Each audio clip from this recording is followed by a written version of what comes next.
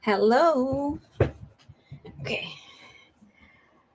Do you hear me okay? How is this early live stream for you guys? Is this better? Hi, everybody. Okay. It's 9 a.m. Australia time. Surprise. Hi, everyone. Hi, Robin, Darren, Leah, Amy, Cindy. I'm kind of assuming that people won't really read my post and they would think that it's still like 6 or 7. So I don't expect a lot of people today because I feel like people will need to get used to this earlier time. And I don't know if this is even gonna work. Maybe I should make it earlier. I don't know. Let's try.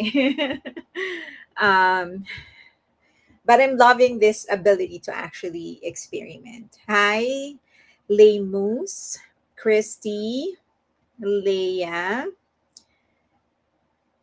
Cindy, Darren, and Amy, Carmi, Carla Girl.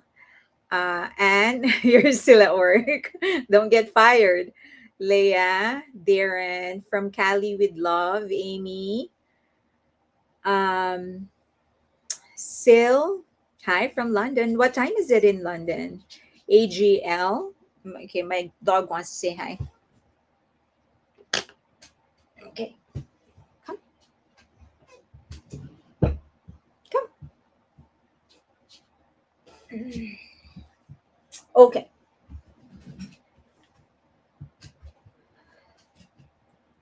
hi, hello. I know, baby, but I'm working, so I can't always just scratch you. Okay, where is it? IGL. Robin, Cindy.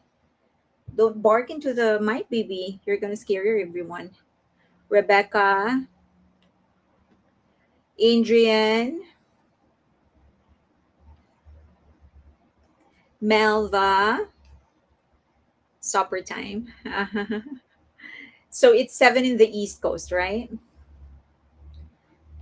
OSP, Arlise, Wendy, share your love, war, war on daytime. Still at work, not off till 8 p.m. Oh my gosh, that's late. Well, you're gonna catch the other half of work. Saskia, Rebecca, Sil, Misha, Leah, Larea. Hey, I was messaging you about the parking ticket. You didn't respond to me. Sonja, Letitia, Celeste, Rebecca, Nancy, Wonder Human, Allison, Taryn. Well, the good side is that there are names that I'm just reading for the first time. So I'm guessing that you guys are able to join because it's earlier. Cheryl, Deanne, who's on X, Diana. Hello, Diana. Bella Pinayonce. Finally, nice to put a name to to put a face to your name. Celeste Sonja, One Hot Sean, Sarah, Robin Carr. Hi, they're back there saying hi to you. Celeste, Cindy, Elizabeth, Leah Dodger Girl, Rebecca, Sil. Okay. Oh, Larea is on Twitch. Hi, Nancy. Oh, Pia, MLB. People are saying hi to you, baby. JJ, Leah, HHK, Bang Luna. Had to finish making dinner. Miriam, Leah, Arlene, Mrs. C. Should I make it earlier, like 1? Do you think? Okay, let's talk about it later. Allison, 1206. Evie, sick where? Where are you? 1 o'clock after midnight for me. Oh my gosh. Where are you? In Asia? Kez, Pinayon, say wonderful meeting everybody in NJ, Bang Luna, Dodger Girl, HHK, Pretty in Pink, you're super early. Yeah. Swan, my Kaylee Cakes, my Kaylee Cakes. Lady Speedster. Okay, Robin Carr. Hi, everybody. Okay, so as you know, I have the freedom to sort of experiment with time. And I know that a lot of you actually are in the East Coast, and many of you can't join because it's too late for many of you because you sleep early. And in the East Coast, if I go online at 7, that would mean it's already 10 in the East Coast. So a lot of you are unable to join. So, but then I also do consider that there are some Asian fans from, some of you are actually from Asia. And so I was thinking maybe I can do, now that I have the freedom to sort of experiment with time, I can probably do two in a week. One would be morning for the US market. I just need to find the sweet spot, like I am aware, and then the other, before I go off tangent, and then the other would be evening, and that would be for Asia. Hi Joe. So the problem is that I guess for the US, and then I'll do a third one starting this week, which will be exclusive to those that are paid Patreon members and paid YouTube members. So there's a third one for you guys. And then I'll discuss the difference in that. Now, I guess for the first one, for the daytime one, I just need to find a sweet spot. Like I am aware that if I start at 4 Pacific, that would mean it would be 7 in in East Coast. Now, some of you will be preparing for dinner, having dinner, whatever. The reason I chose 4 is that it is usually this time slot for afternoon talk shows, and I thought maybe there's a reason they chose that, right? Maybe it's most optimal. I don't know if it's the most optimal time slot or whatever, but I can definitely go earlier. So I let's experiment and see, maybe somewhere, maybe sometime this month I'm going to go earlier and see who can join, and whoever and whatever time actually ends up getting better for everybody, that's the one that I will keep for sure. And then I'll do one later in the evening, that would be the second live stream of the week, and that would be for those that are in Asia. Okay. Um, the other thing is for the third one, which is exclusive to those that are paying Patreon subscribers and paying YouTube members. I have a those content will be mostly on topics or providing details on things that I don't think we should be talking about in a free platform like this, because anybody, as you know, there's a lot who actually come online and they're not really here to talk about BTS or other Asian entertainment and culture stuff, but just because they're waiting for an ammunition that they can use against BTS or against us or whatever. So I do hold back a little bit here. Now, on those live stream that are exclusive for the paying members, that's when I'll discuss in details things that I don't usually mention here. Like, for example, if I want to give details, as I've mentioned last week, and this is the topic that I will be discussing this week for the paid members, I wanted to discuss in detail like the brand par of each BTS member. But then, it's natural that not every BTS member will have equal amount of brand power. And also, it depends on how those things are measured. I'm going to explain all of that.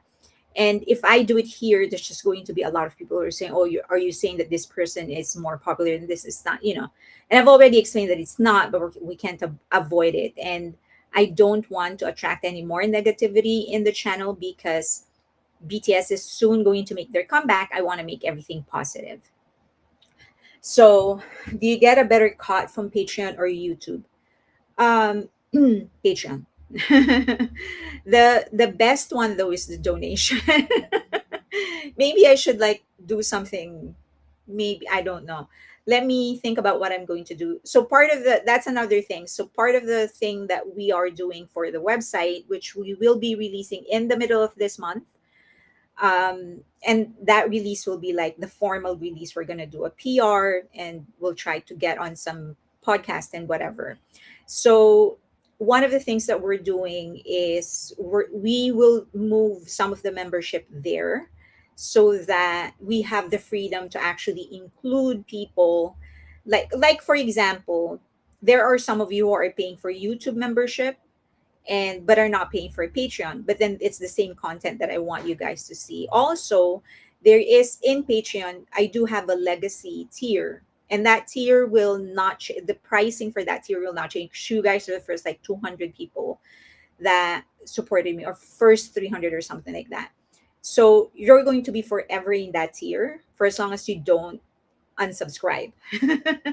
And you will always have the highest um, access to anything that I provide. So whatever, even if I launch, for example, $100 tier, that I won't do that, but just an example, you will stay in that tier for as long as you don't unsubscribe. So I kind of want the freedom to be able to give you access to everything, right? But because of the limitations of the platform, I'm unable to do that right now. So when we finally launch the YouTube, the website, that's one of the things that I'm planning to do, to give you guys access to all the stuff that I'll be providing. Okay, so that's the update on the channel. So I'll experiment. I'll do maybe sometime this week, I'll do another live stream and see which one's going to be in terms daytime live stream, just to check which one's going to work the best for us. Okay, do you have questions? But this is fun. I'm able to experiment now. Um, yeah, I like the ability to experiment. Do you have questions? Um, and then for today, one hot Chan, thank you for having so many avenues to join. It's an amazing community. Thank you, thank you. And then for today, I won't be able to do Jin's topic just because I was not able to finish uploading all the pictures that I wanted to show you guys. And I want to sort of give that justice. So I'll do that in the next live stream.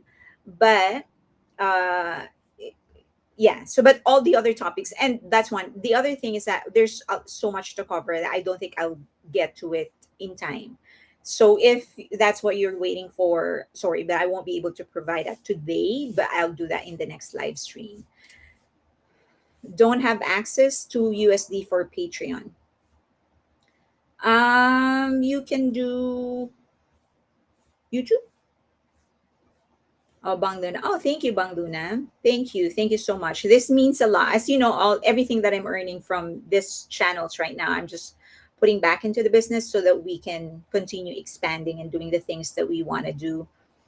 After we launch this, the next step with me would be after we launch the website and do the rounds for press and whatever, the next step would be for us to get our press credentials in place so that we can interview more people. And it's just more legit if you have a press credential. Um, okay. Is there anything else that you want to do you have questions before we get to the first topic that we have? My dog is just like he's so relaxed. Okay. Do you want to go down? You want to stay there? You want to stay there? Okay, stay there. All right, let's go to the first topic. Do you have questions before we go? I was glad I was finally able to figure out how to sign up on my iPad to be able to support you. Oh, thank you. Yeah, a lot of people are asking about, maybe I should share that. A lot of people are asking about how they can actually join the membership. Unfortunately, you can't do it on your iPhone. Apparently, for some reason, iPhone blocked it.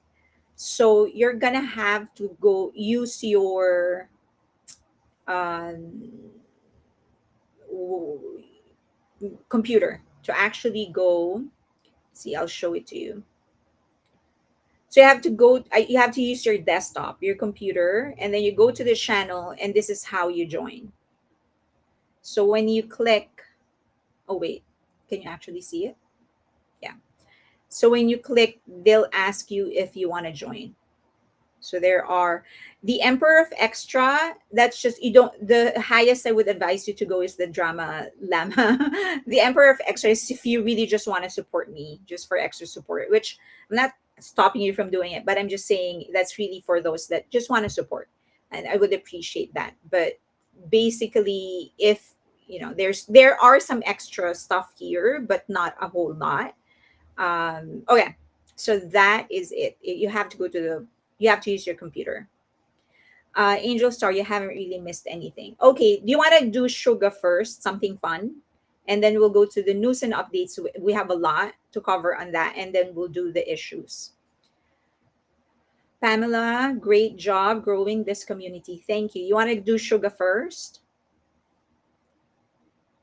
You're just on time. Hi, yes, you're just on time, Angel Star.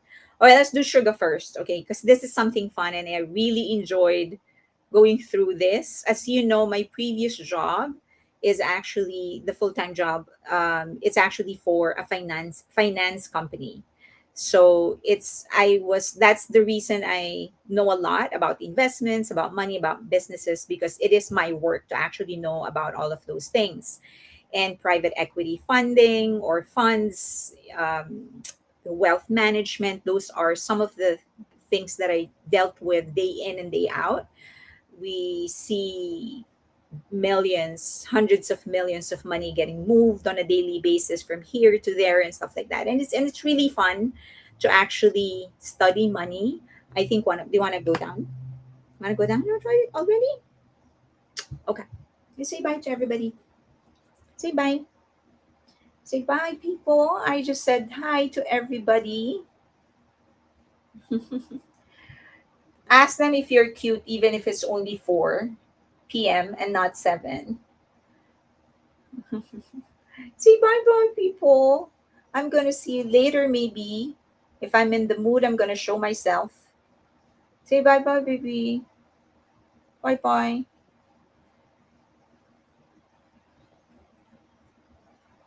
Bye bye. Okay. All right. Say bye. Okay. Okay. So it's it's been 2 weeks now since I is it 2 weeks, more than a week, that I've actually sort of had time to reflect and all of those things. And I think I'm really very, very MLB. Thank you. You became a member of Level Rise and Shine. Thank you.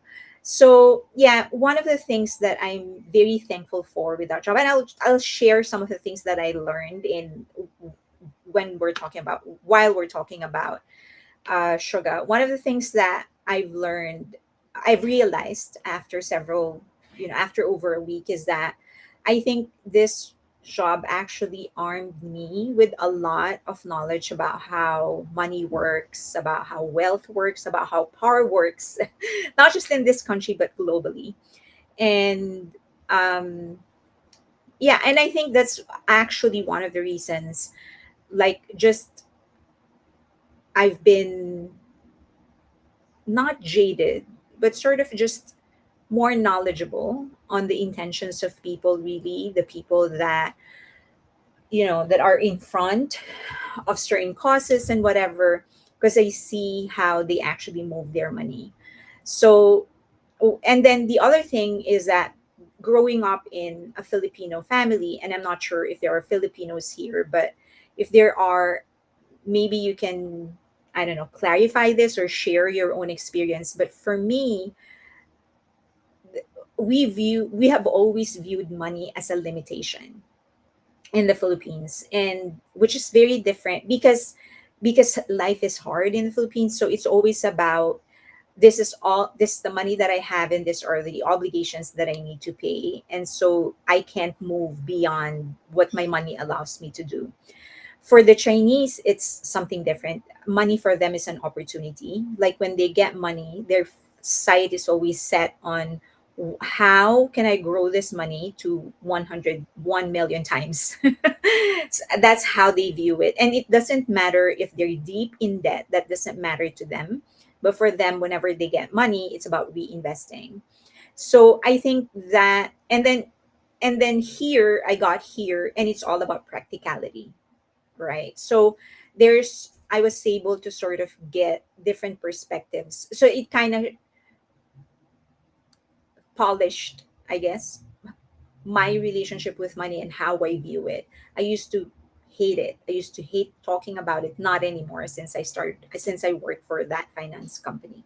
Okay, so let's talk about Suga. As I've said, I'll share with you um, uh, some of the things that I've learned as I discuss what Suga has actually done.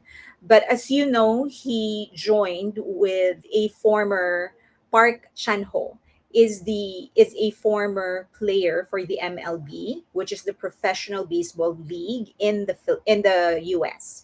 And he was the very first Korean to be a member of a professional to play for a professional baseball team in the US. Okay, so this guy, Park Chan-ho, formed an investment company, and it they usually invest in sports. So sports organizations, sports businesses, and all of those stuff.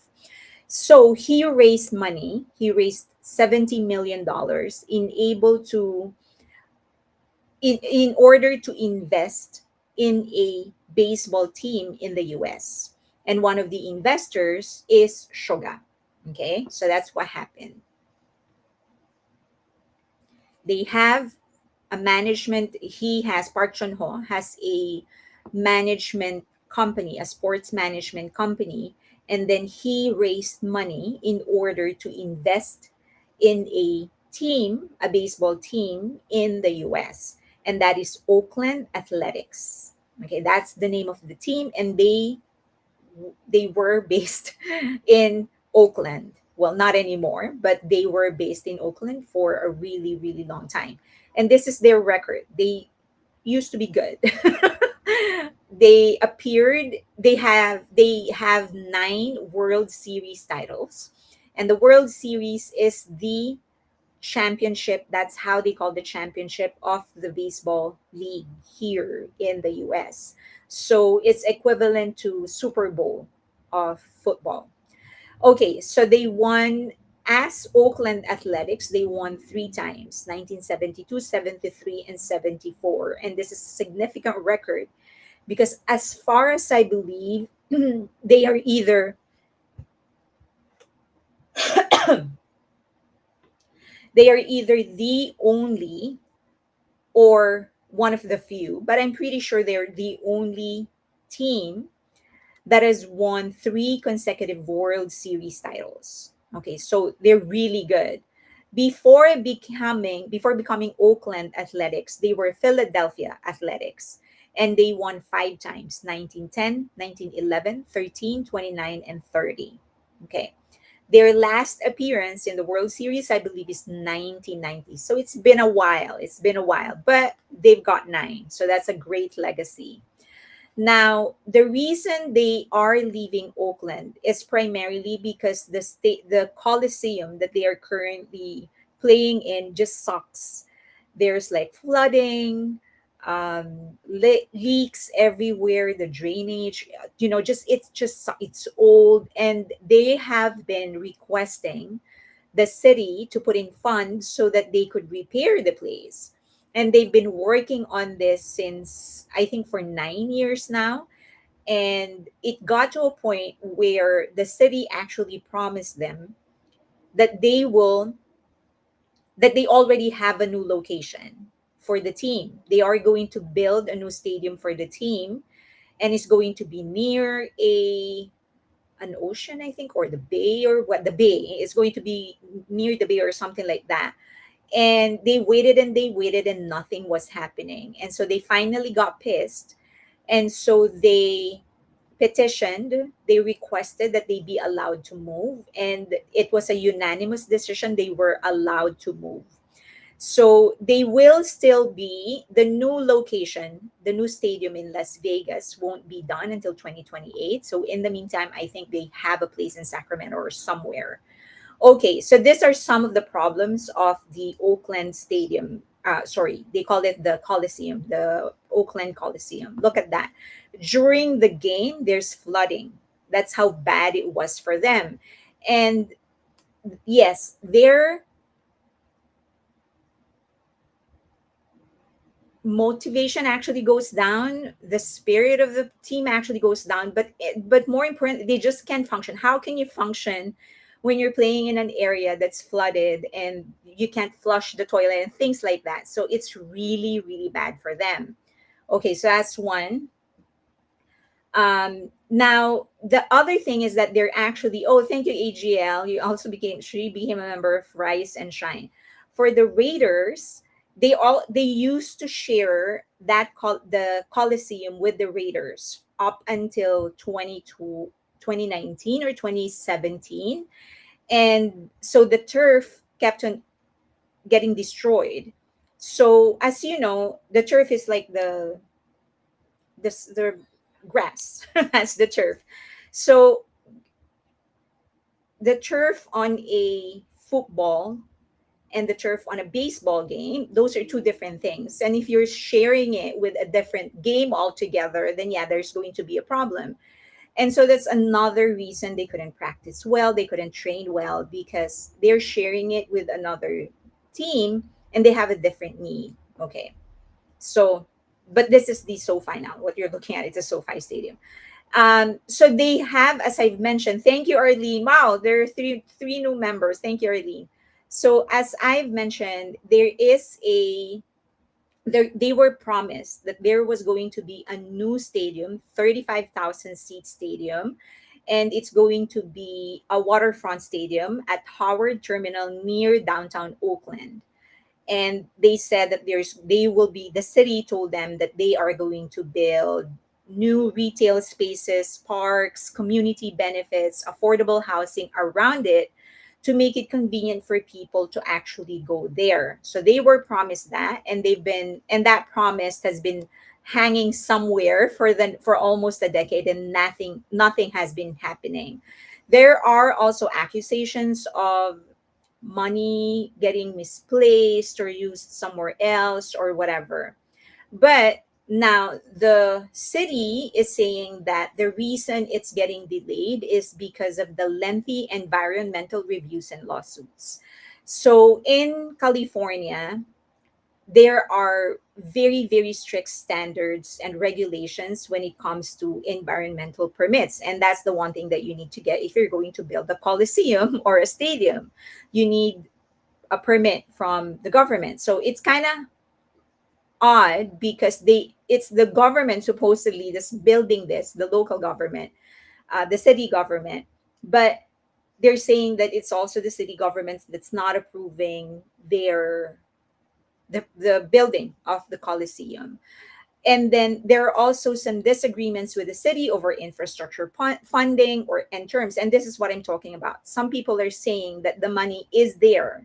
It's just that it's getting misused, getting channeled somewhere, it's getting pocketed somewhere, accusations like that. But it's politics, so we will never know until, I guess, we'll never know where the money actually went. And then there's the political gridlock and changing leadership. Because as I've said, this has been hanging for like almost a decade. So that's like three administrations. So each time there is a change in administration, there's a change in requirement, in promises, who's handling the money, all of those things. And so the athletics, the team, just got very, very frustrated. And of course, if you're and any athlete would know this, if you're not getting the support that you need, it's really very hard to become good at what you do. You can only get to a certain extent, but you do need the facilities, you need the support, you need the kind of training, you need to be healthy in order to perform at the top of your game. Okay, so they explored Las Vegas because they have a lot of land. That's one. Second, Las Vegas already adopted other teams. As you know, the Raiders actually moved there. And then there's also the Golden Knights. So the city has been very open to actually getting new teams into the city. And also, as we know, Las Vegas is really just built for something like this. It's built for entertainment, for sports. It's built for people to come to that city on a temporary basis, and that's the lifeblood of the city, and so they're welcoming this. So the state and the city offered to fund the building of a new stadium for them. So in 2023, the Nevada legislature approved a 318 million in public funding for a new stadium in Las Vegas Strip. Okay, anybody who's been to Las Vegas, you would know that's a huge thing because the stadium is going to be on the strip. Oh, thank you, Purple Haze. Oh, you all are becoming members. Thank you. So it's going to be in the strip. Imagine how big of a deal this is. I mean, even Allegiant is not on the strip. You have to go off the strip to get to the Allegiant, but this one is on the strip, and so it's going to be about 30,000 seats. So a little bigger than BMO. If you've ever been to BMO, it's a little bigger than that. And there's going to be a retractable roof stadium on the site of Tropicana Hotel. So Tropicana Hotel that's gone now. So this is where it's gonna be located. So that's the strip.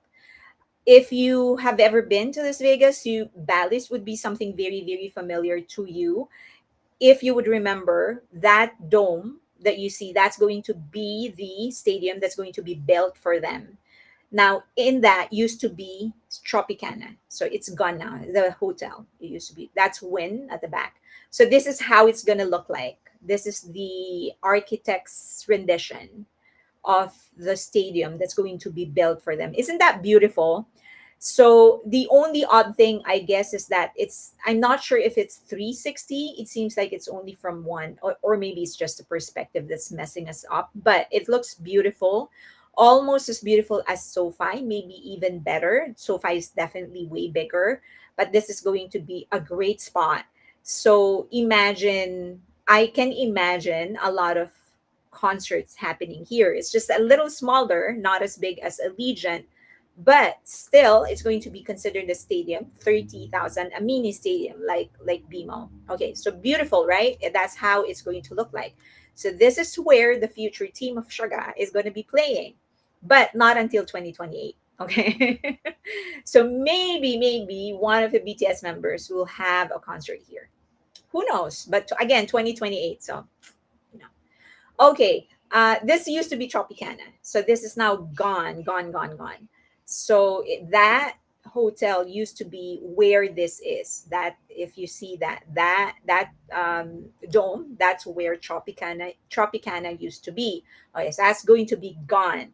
But when I saw the plan, I was like, oh my God, on this trip. For people that are on the chat who have never been to Las Vegas, this is a huge thing because the strip is where things are. That's where the happening is. So if they're going to be there, oh my gosh, there's going to be a lot of events that will be conducted there. There's going to be a lot of concerts. So a lot of return. That's a fast return on investment. It's beautiful. Matt, look at that. And retractable. So on good months, which is like 3 months in a year. I mean, in terms of weather, then they can retract the roof. Okay. All right. Now Tropicana is gone. All right. Now that's where this is the map of where it's going to be. So I'm sure if you've been there, then this is going to be very, very familiar to you. Mandalay Bay, Luxor Hotel, and then there's MGM Grand. There's yeah, so it's along the strip. So MGM is where usually boxing fights happen. So it's down a little. I mean, the boxing industry right now, we don't have like a huge star in the boxing industry, but whenever there is, they usually hold it there. So along the strip. So congratulations to Suga. Okay, I want to book my hotel room. All right, so this is the funding, where the funding is going to be coming from. So 318 million will be total public funding. So this is going to come from the city government, and this is going to be taken from the taxes that people in Nevada and businesses in Nevada are actually paying. 180 million state tax credits, 120 county bonds, and 25 million infrastructure credits, and then 55 million other public sources. So public sources is where Suga is coming in, and the fund is coming in. Okay. Okay. Who I remember those hotels as well. You remember those names? It's been a while, I know. And when you go there, I don't know when was the last time you've been there. It has changed a lot. So yeah, but I mean, I can't wait for this to be built. It's going to be beautiful. Okay. Timeline. So to move to Vegas, it was approved by MLB November of 2023. The lease of Oakland in of Ace of Athletics in Oakland expired last year. So they are not there anymore. Until the Vegas Stadium is complete, they plan to play temporarily in Sacramento's Sutter Health Park. So that will be temporary until from 2025 to 2027. So that's going to be 3 years, and they're going to be moving in formally on 2028. Okay. Borrahigas. But Las Vegas changes every 10 years or so. And the community changes so fast because people are there really temporarily. They work there or they visit there. So the outskirts outside of the main entertainment area, yeah, there's a lot of like families there. And it's hot like most of majority of the year. So, of course, there's a lot of people in Sacramento that's not happy with what they did because they feel like, you should have work. The government is working on it. Why didn't you just wait or something like that? So, they're not happy with what they did. If you go to any forums that are talking about the new stadium or the new team or the move to it, you're going to see a lot of people cursing the team, saying that they're a bad team and blah blah blah. But those are the loyal fans. These are the stands. These are the sasaengs of the team.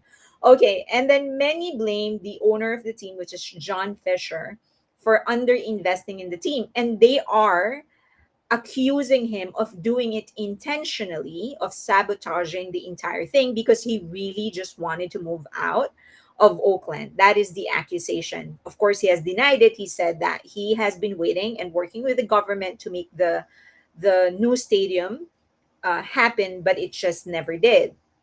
Oakland, for its part, has lost three major sports teams in the last decade: Raiders to Las Vegas, the Warriors to San Francisco, and now the Athletics also to Vegas. So the Warriors is the team of Seth. uh, yeah, so they left and they moved to San Francisco as well. So there's something wrong with how they're running that city right now in terms of the sports team. Okay, so this is Chan Ho Park or Park Chano. So this is the owner of the sports management team. He's the one who put together and raised the funds, 17 million, in order to invest in this team. Okay, so this is the exact thing that happened. The name of the management team is Team 61. Okay, but they are a management team, not a fund. So they are investing through a private equity fund. We usually call it PE, okay, private equity.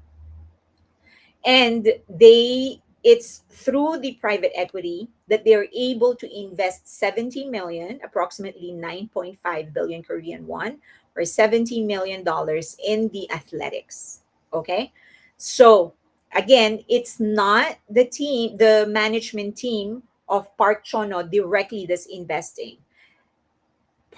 Team 61 invested to the private equity fund, and the private equity fund is the one that's investing to the team. Okay. Now, that the 17 million will equal to about 2 to 3% ownership in the team. 2 to 3% investment in the team. So do remember that they are investing in the team, not the stadium. The stadium is going to be owned by the city. So it's the city that's actually raising the fund. There's going to be private equities involved as there as well, a lot of funding ways, whatever.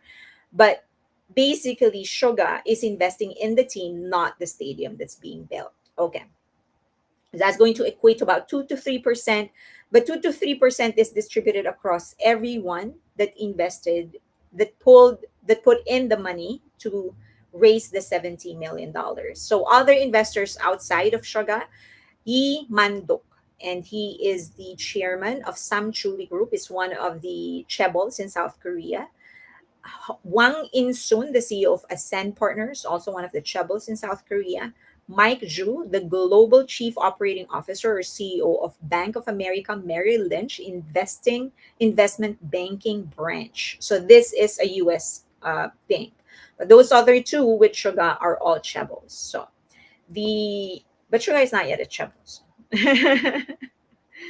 As a former, oh, here is a season ticket holder of the A's. Sadly, I believe this is better for the team because they cannot progress and win without this moves. No one is helping them if they stay in the Bay Area. Yeah, that's what I've been hearing. Like, there's a lot of stuff that's happening in San Francisco. At the last time I was there, I was really disappointed.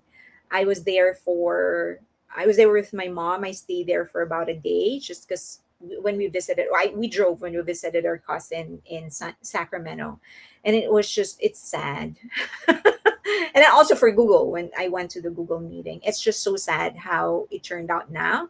It's just it's and I used to love that city so much because there's I'm not just talking about Oakland, but the entirety of the Bay Area.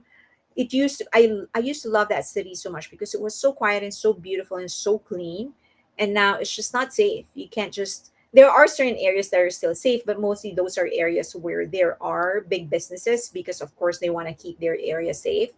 But like, anyway, okay, I'm gonna go on a rant on how sad I am for that, for the Bay Area. But okay, so this move makes Suga the first K-pop star to reportedly own a stake in an MLB team. His involvement is expected to boost the team's international profile and connect with global fan base. A lot of people believe that Suga was either approached directly by Park Chono because he believes that he's going to bring attention to the team and he's going to bring a huge fan base with him.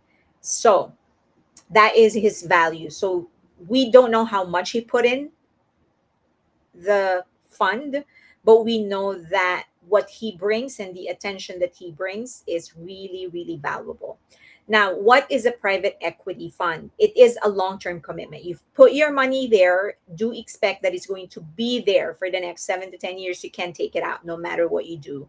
Investors' money, as I've said, is typically locked in for years, 7 to 10 years. And the fund, what they usually do is that they gradually invests the money, then exits the investment at a profit, returning capital and gains to investors.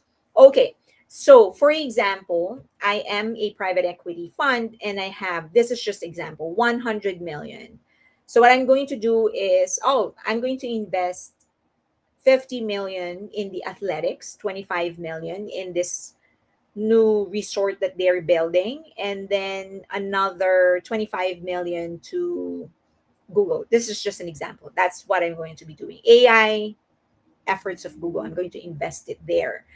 So they won't let go of the money all in one go.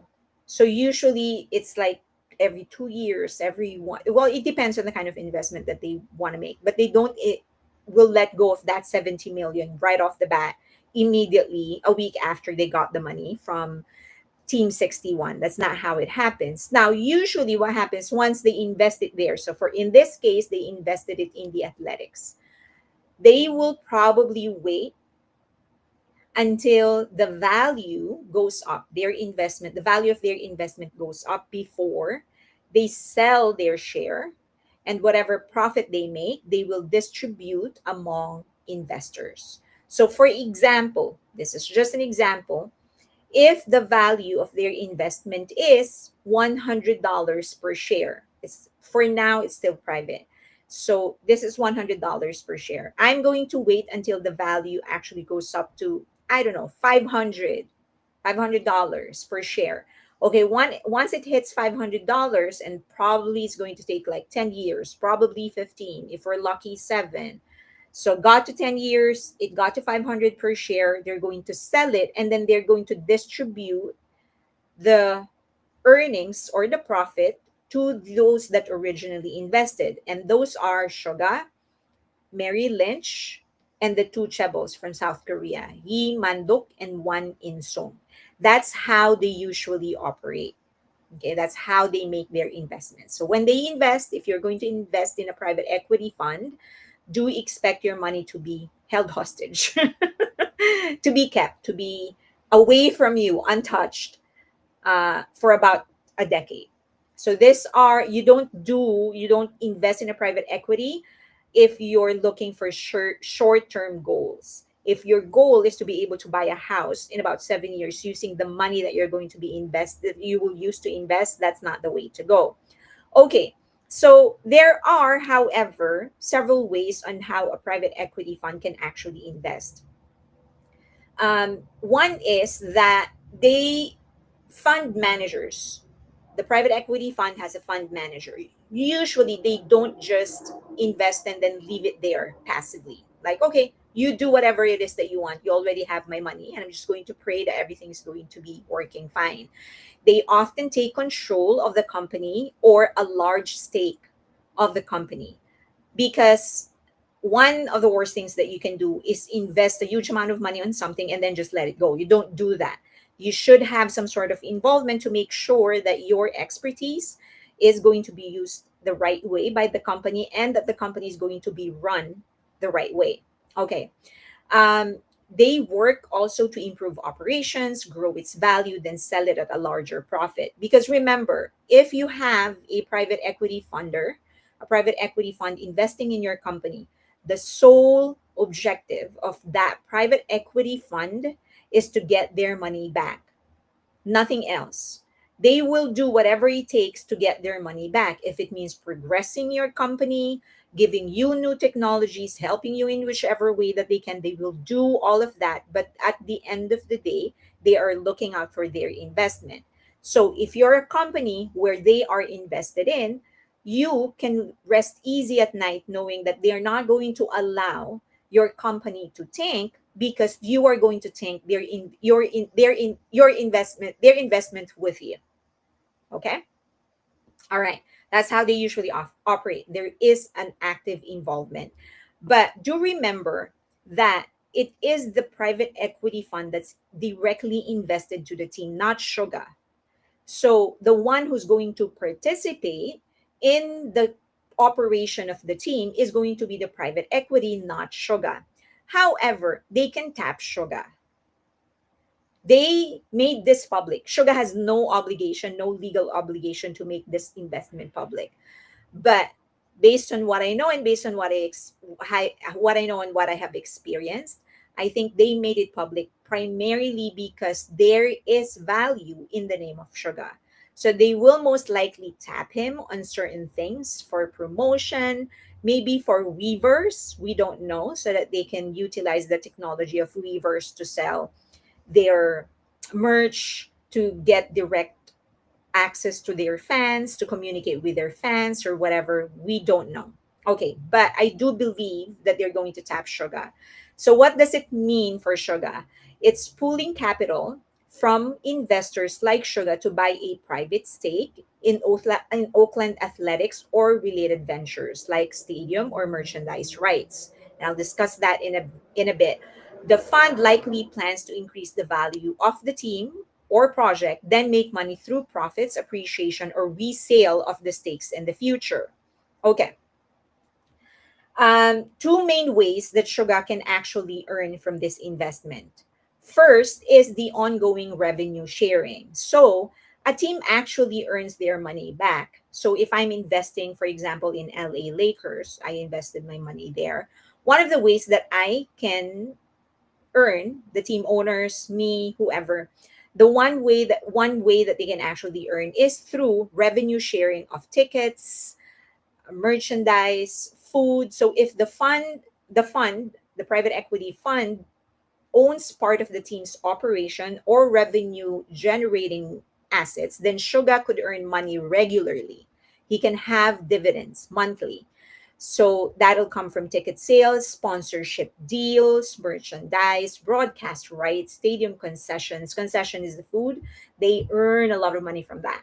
This is more likely if the fund has an equity stake with revenue rights or partial ownership in operating income. But it all depends on what kind of contract they sign. We don't know the contract. Not It hasn't gone public yet. I don't think it ever will. So we don't know if they actually have ownership in the operations. Okay? But even if they do have ownership in the operations, remember this only amounts to 2 to 3% ownership. The next way is capital gains, which is what I originally discussed. This is the most common way private equity investors earn profits. The fund holds investments for several years, sometimes 7 to 10 years, and then it helps the team or project grow in value. So if they move to Las Vegas, there's better branding, new stadiums, people can come in. There's going to be more marketing potential. Then the fund, once the value goes up, and maybe if they win a championship, maybe if they win a World Series, then the fund can actually, the value of the team is going to go up. So your share, your ownership of the team, the value of that is going to go up. Then you can sell. You can sell your stake at the team. And then if I'm the private equity, okay, we made 1000% of our money back. We're going to sell it and we're going to distribute the earning. So those are two ways that he can earn their money. Okay. So do remember that in a private equity, if you're an investor, if you're an individual investors like Suga,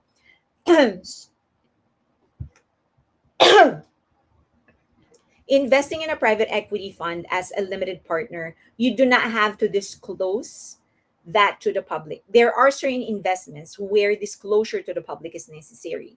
But for something like Suga did, he didn't have to disclose it. So the mere fact that they actually disclosed it, as I've mentioned, it says something. They wanted it known. So there's a reason they want it known, right? It's treated as a private financial transaction, especially if the fund itself is not publicly listed. And Team 61, the management company of Park Chono, is not publicly listed. It's privately owned. And so it's actually a negotiation, a business transaction between Suga and Team 61. So there's no legal obligation to report it to the Korean Financial Supervisory Services or publicly announce it.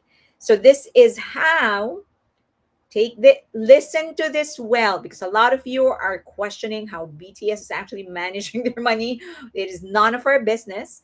But do remember that this is how many high net worth individuals and celebrities quietly invest real estate, venture capital, so that not everybody is looking at how they're actually investing their money. That's number one. Second, if BTS has a lot of haters, many idols, right? And regardless of what group that is, they always have haters. And it's very common in South Korea to hate people who came from the bottom and rose. I've discussed that before. They hate those kind of people. And so the tendency is actually to pressure these people to, to destroy the reputation of those people. One of the most known case of that is Yisang, the rap duo, Gary and Gil. So they came from the bottom, rose, they bought a building, bought houses, and one of the tenants of the building that they bought actually dragged them for something that wasn't their fault. It was actually the fault of the tenant. But they used public sympathy for being poor as a way to destroy the reputation of the company of Isang, of Gary and Gail. So that's very common for celebrities, for them to get dragged, for people to try and destroy their reputation. So most of the time, listen to what I'm saying, most of the time, it is better for celebrities to do this type of investment. Do it through a private equity or create an LLC, meaning a different company, a limited liability company, and that company will be the one that's investing. So the one time that it can be required, well, it the time that it will be required for you to disclose your investment is if you invest in a company that is a public company. So, for example, if Suga, this is just an example, invests in Samsung, considerable amount of investment, then he has to disclose because that is a public company. Then it becomes public record. So that is how many fans actually get to know that an idol bought a share in this company or whatever because it's public. They don't have a choice. Public companies in Korea must disclose material investments in PE funds in their regulatory filings. If Suga was a director of a listed company or investing through a corporate vehicle tied to one, then disclosure rules might apply. But he's not. It's just a private individual investing in a private company, Team 61. And Team 61 was the one who negotiated with the private equity fund. So he didn't have to disclose, but they did. Okay, it also may be required if the stake is large or gives control to Suga. If the fund is used to acquire a significant or controlling stake in a company and the company is public or regulated, disclosure may be triggered under Korea's Financial Investment Services and Capital Markets Act. But they're only going to own 2 to 3% at best. So he did not have to disclose, but they made it public. Also, they usually do this, and I think this is what happened to Suga because he's a celebrity. So for PR reasons, now people are talking about it. Now I researched about this new stadium that isn't built yet. This team, their history, and that is what they want. They want public interest on the team because that's going to increase the value of their investment. Okay. Next, in Suga's case, assuming he invested as an individual, which probably is more likely how he did it, or via a personal company or an LLC. Anybody who's in the US, you would know that many people actually has their own LLC and doesn't control the fund or its asset. He's not legally required to disclose it publicly to Korea. The news likely became public because the fund or its leadership, which is Park Chon-ho's team, Team 61, chose to share it possibly for celebrity credibility, buzz, or to attract other investors. So they probably want more shares. And if Suga is involved, people are going to want to get involved and he's going to get more money to buy more shares. Okay. So a PEF, this is if you create a company. Suga could have done this, and probably every member, many idols probably already have this. They have a PEF or an LLC. And this is when you create a company and you're the sole owner of it. Well, you can have other owners, but mostly you. Now, a public disclosure is not required if the celebrity's LLC is privately held. It's not a public company used for passive investments, so stocks, PEF, or not managing third-party funds. So meaning if Suga has an LLC or any idol for that matter has an LLC and is not really managing money of other people, then they don't need to disclose that they own that LLC. Does that make sense? Okay. So again, if Suga has an LLC, he does not need to disclose it. If it is privately held, it's not public, or if that company is only investing in passive investments, stocks, PEF, venture capital, or if he's not managing any other money but his, then he does not need to disclose that that is his company, that is his LLC. Okay. So many idols do that. They have an LLC. Hope you're listening well, okay? Because a lot of you are questioning how is BTS investing their money. There's a lot of ways. And they do have a lot of, I am going to assume because they're very, very smart that they actually get sound advice from financial and business managers. Okay. In summary, a disclosure may be required if the LLC becomes a major stockholder of a public company, 5% or more, If the LLC is itself publicly traded or part of a listed conglomerate, a celebrity is registered director or executive in a regulated entity like a fund manager. The investment involves regulated industries like broadcasting, finance, and defense. Okay, those are the only times Suga or whoever is the owner of the LLC will have to publicly disclose their ownership. Now, if it is the direct investment, there is no disclosure needed either. If the celebrity is investing as a private individual, putting money in a private equity fund, either a real estate or a business, and not acquiring a controlling stake in a publicly listed company. So even if Suga does not have an LLC and is just investing directly using his own identity, he's still not required to disclose that if he's investing as a private individual, putting money in a private equity fund or real estate or business, and not acquiring a controlling stake in a publicly listed company. So even if Suga himself invests in Samsung, for example, but he is not acquiring a controlling stake, he still does not need to disclose it. Okay. All right. So this is just a review. What kind of ownership does Suga have? It's indirect fractional ownership. That's what we call it. Indirect fractional ownership because he is not the one that's investing directly on athletics. It's actually the private equity fund. And it is not him directly dealing with the private equity fund. It's Team 61. He invested in Team 61. Team 61 spoke and negotiated with the private equity fund, and it's the PEF that invested in the athletics. Suga did not personally buy shares of Oakland Athletics. He invested money in a private equity style fund, and that is buying a stake in the team. That means he owns a percentage of the fund, and the fund owns a percentage of the team. Does that make sense?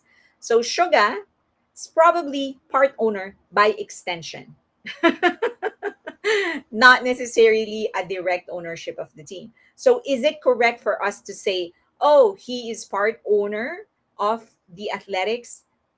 Mm, it's probably more accurate to say he invested in the team indirectly. That's the more accurate way of saying it. Okay? All right. Do you have questions? So as long as he doesn't take over Samsung, correct. For as long as he doesn't take over Samsung, he does not need to publicly disclose. So there's this is how a lot of idols are actually doing it. They are, again, because you don't want, for as long as you're active in the industries, especially if you're in a team like BTS where there's a lot at stake, you don't want to put yourself in a vulnerable situation, especially when it comes to business, because that's, how Koreans are. They can be nasty about it. If you're It's just money, but for them money is evil and, well, whatever. So you want to play it safe. So usually instead of directly investing, you just indirectly invest by putting your money in a private equity fund, by putting up an LLC, and then allowing the LLC to indirectly, or to invest in passive investments like stocks or venture capital. Or yeah, most of the time many of these idols will pool their money together in a private equity fund and allow that PEF to invest in something else. Now, there are people that are more savvy when it comes to things like this, because remember, in a private equity fund, unless the PEF has operating ownership, that's where, for I discussed that, like in this case, that's when they will get earnings from concessions, ticket sales, venue rentals, and all of those stuff. Unless you have that, you're going to have to wait for your money to grow. But that is how someone actually met. I think it was Bang Luna who mentioned that really is how they grow their money. And that is true. That's how really rich people grow their money. They think long term. They don't think, oh my God, I'm going to put my money here for the next 5 years. I can't touch it. That's not how they look at it. They will put their money somewhere that will gain them 100 times in revenue even if it means putting their money there for 10 years or 20 or even longer. Some BTS members have business degrees with savvy investment counselors. Then they are making smart choices of where and how they use their money. When you get to a certain amount of wealth, usually we advise our clients to, when you get to about 3 million, maybe 5 million, actually, when you get to about 2 million, don't manage your own money. I mean, if your goal is to grow it, right? Because there are some people who would save in their 401k or IRA or any kind of retirement account millions just because they want to retire with that money, and they don't have any interest of actually growing it to 100 or 200 million, right? So if that's the case, yeah, just put it in a retirement fund or something. But if your goal is to grow your money, that don't manage it yourself. It's don't just ask, get someone really good that can partner with you or advise you on how you can manage your money. So don't worry about BTS. This Why do you think they're not interested in endorsing products, or at least many of them? Why do you think they're turning away so many endorsement offers? Because they don't need it, because they're making their money somewhere else. And no matter how good you are and no matter how big your earnings are as a singer, there is a limitation to that. So the way that you really generate and grow your money is through investments or businesses. Okay.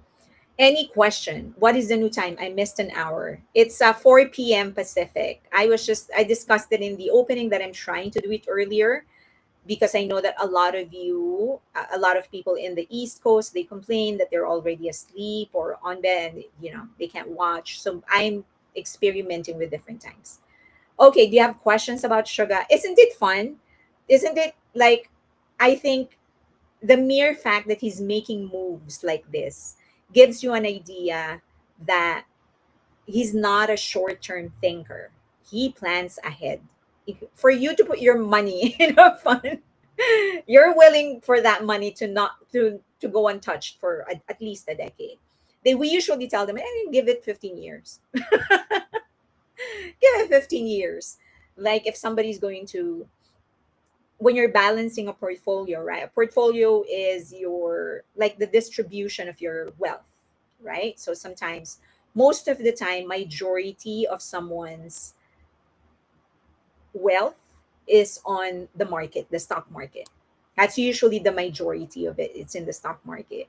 So usually you would tell them, if you're going to buy anything and you really want to grow your wealth, uh, don't expect to touch your money for the next 10 years. That's how you really make a huge return. Hi from Canada, Taylor Sophie. Fairlane, you need to add an investment counseling group in addition to everything that's one of the things that I will definitely be doing now that I have time to do it. Just there's a lot, the things that I've learned. I can't disclose the names, of course, of the owners of the money that I see for sure. I'm gonna get sued, but I can talk about strategies on how they're actually doing it. It's very, very interesting. A lot of the and once you really get into the weeds of investments of money, you're going to really realize that a lot of these people that are activists talking about equality and whatever and talk, that's all BS, because you see their portfolio and you kind of see the pattern. One of the best patterns that I'm actually surprised people haven't caught on it yet is the how they're constantly tanking the value of Tesla. So people are going to start talking about it. Politicians are going to bash it. This person is going to bash it to no end. It's going to tank. They're going to buy and then they're going to go quiet again. That is a pattern that has never missed. Never. Tesla is one of their favorite punching bag because of how the market quickly reacts to it. Because Musk is so public about it. So the market really reacts to it. So somebody says something about it, it's gonna tank. People that are swearing at Musk, they'll be the first one to buy a share, huge amount of shares, and then go quiet again. And it's a pattern that I've never missed in that. I just know something in the headlines concerns Tesla, something negative, you can bet we're going to be taking calls the next day from people that want to invest. Okay. All right. Oh, politicians do insider trading all the damn time. Okay. Yes, please. Please start finance classes. I did business degree, but hated finance, but I wasn't to learn. Because I think, one of the things that I think is wrong with how they teach you money is that they don't make it fun. They don't make it fun. It's so serious. It's all about, oh, making money here. And it's, you have to make it fun. And this is an advice that almost all successful billionaires and multimillionaires have said, that for you to actually be good at doing something, it has to be fun for you. If it stops being fun, then you're not going to be good at it anymore. Your grit and your hard work and your vision can only take you so far. At some point, you're going to get tired of all the hard work and all the whatever. It has to be fun for you. um well, to Elon made himself an easy target. It does, that's not the point. It whatever. Let's, whatever. I don't, whatever. It's all about, what I'm talking about is the money, how they're actually using that to their advantage. Every person that's advocating against Tesla publicly and are noisy about it are the biggest buyers of Tesla stocks. So it kind of makes you like, you know, uh, they don't make it practical either. I hated theory but loved application. Yeah. And, the minute I used to not invest in the stock market because for me it's a gamble. Let's face it. Let's call it what it is. It is a gamble, right? It's gambling. You're putting your money on nothing. I don't know if you know this, but if you are a stockholder, you're actually the last priority to get paid if something goes wrong with the company, if you're not a priority stockholder. So you have to get to that level of acceptance. You have to know that, oh, okay, so this is a gamble. What I am doing is a gamble, and you just need to know your sweet spot so that you're not risking the money you cannot afford to lose. So that's my principle. If I'm going to put money in the stock market, it has to be the money that I can afford to lose. If I cannot afford to lose it, I won't put it there. Now, many of the risk takers will tell you something else. Like, no, you need to put your money in whatever, but that's not just me, right? Okay. All right. We'll talk about that later. Can we buy shares from HYBE? You need a fund manager in Korea. That's how I did it. I got a fund manager in Korea, gave my money to that fund manager, and they are the ones who invested. Investing and tax planning go hand in hand. Honestly, I think that's what's going on with high bad press. Then those name people are buying on discount. Correct. That's what's happening all the damn time. But I just mentioned Tesla, but it happens in almost every stock, right? Like Rivian is another favorite of theirs.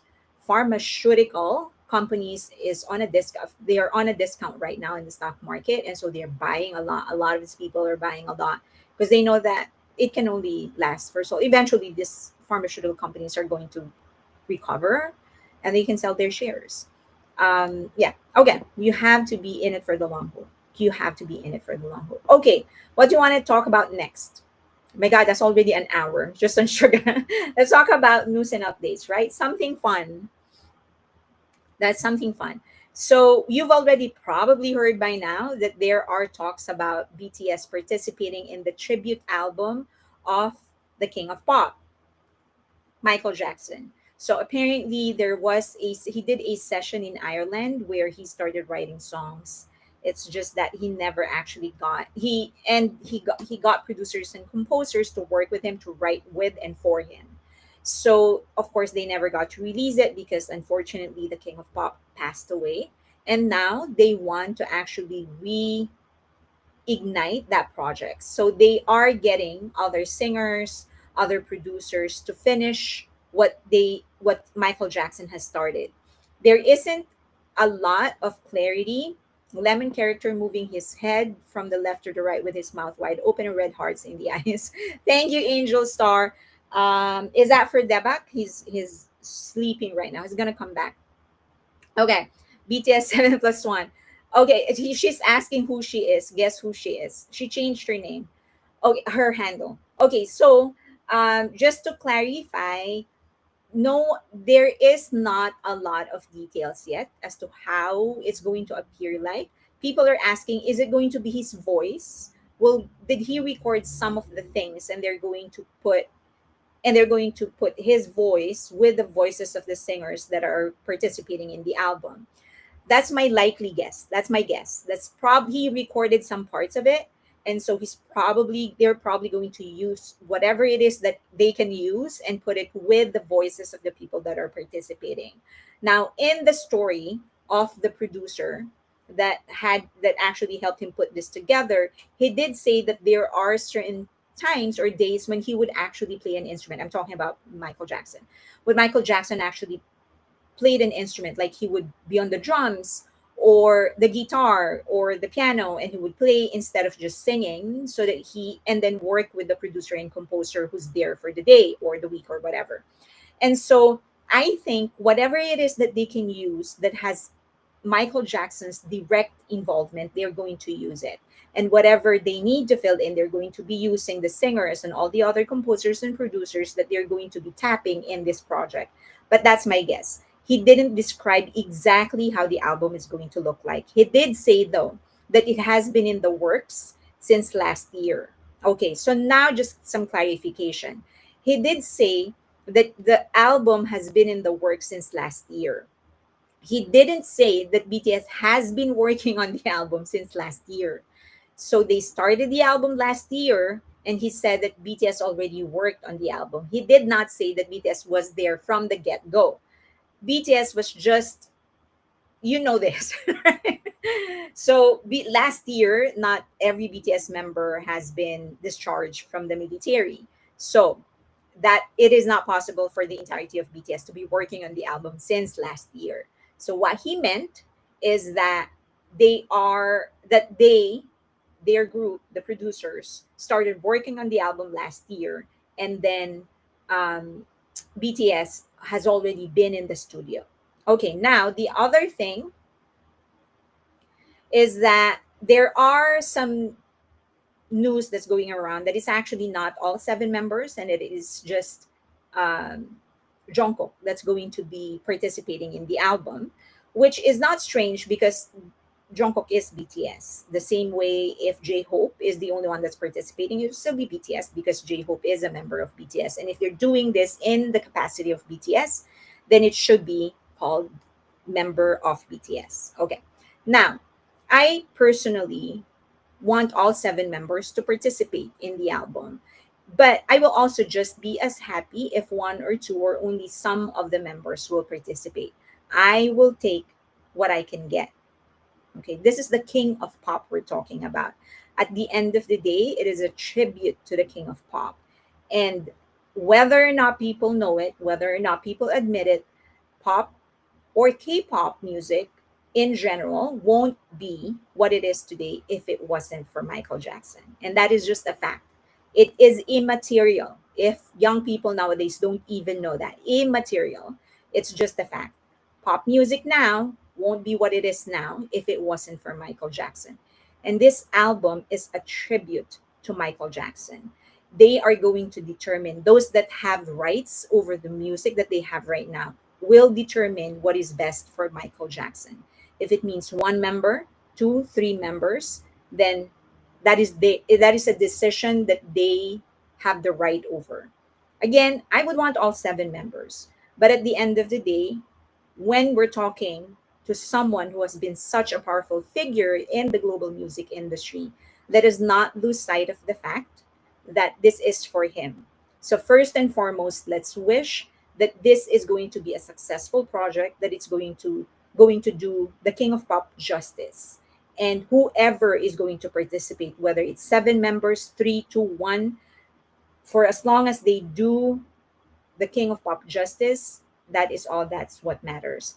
At the end of the day, if it is the name of BTS, whether it is one, two, three, four, five, six, or seven, it is still going to be beneficial for BTS. So let's just support it and let's be happy. I mean, people are just crashing one by one on X since yesterday, since this news, 2 days ago, since this news was released. And there's so much negativity. And we're losing sight of the fact that this is for MJ. So this is a tribute to him.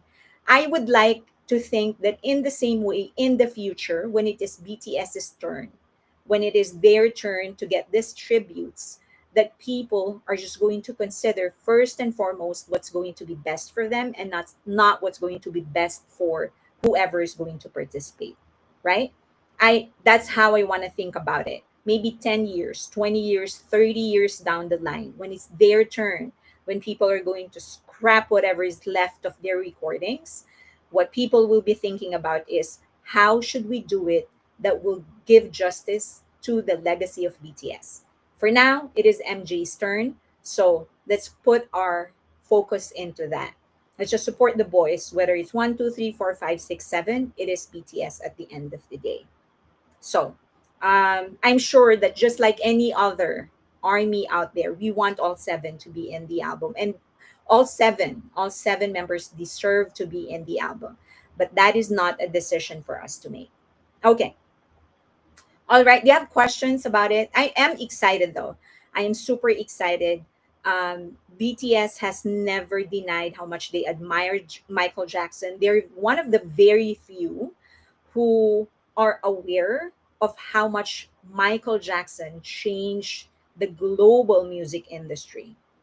One of the few. I am surprised that many of the young K-pop stars right now, or even not the not so young K-pop stars, are not aware of just how monumental Michael Jackson is. They're one of the few who really acknowledges that. They speak about it, and they pay tribute to him all the time. Because it really doesn't matter whether you know Michael Jackson or not. The truth is that music as we know it today wouldn't be what it is if it wasn't for Michael Jackson. Um, I have seen a lot of positive responses from moonwalkers, as so many of them are also army. Yeah. So, I mean, even family members of Michael Jackson, Janet Jackson has spoken about it, how he actually believes that Michael Jackson will be very proud and a huge admirer of BTS had he been alive today. And those are huge things, right? I mean, no one has the right to speak for Michael Jackson, but if anyone can speak for Michael Jackson, it would be the people that are very close to him, including his family and people that he's worked with.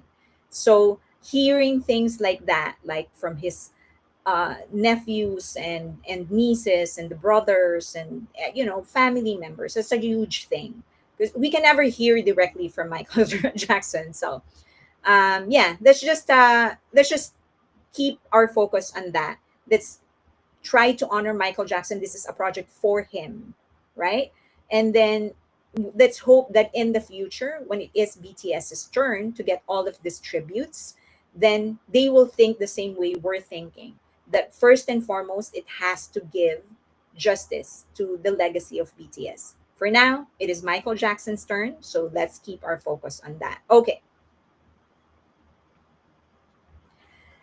Some records, Permission to Dance. The album is the first live album by an artist to debut on the top of the album's charts history. Is that right? Wait. The album's so it became the first live album by an artist to debut at number one in Billboard World Albums chart history. So the first ever. First by any artist. It's not the first Asian, not the first K-pop, not the first whatever, just the first live album by an artist to debut at number one Billboard World Music Charts history. Okay, so that's one of the. Where are you? Okay, break out the Ouija board. Okay, next, most followed artists of all time. So this is across. This is on Spotify, and this is across genders, across genres, across countries. The first is a singer from India, Arlit Singh or Arlit Singh. I don't know how to pronounce it. 153 million followers. Well, Bollywood in general is a huge industry. I'm not really surprised. Number two is Taylor Swift with 114 million.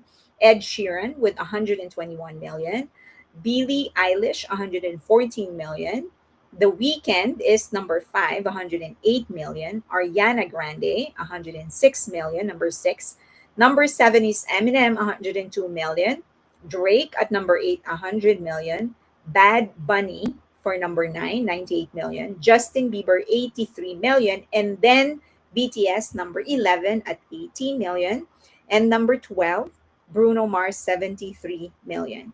So remember when people are trying to compare BTS with some K-pop act or some unknown artist, this is our field. This is where we are leveled. This is this is this is our company. So stop fighting with fandoms of groups that can't even make it to the top. So the top 20. Please. Okay. All right. Most followed artist 11th is BTS. Okay. I think in their comeback they're gonna move like higher in that list.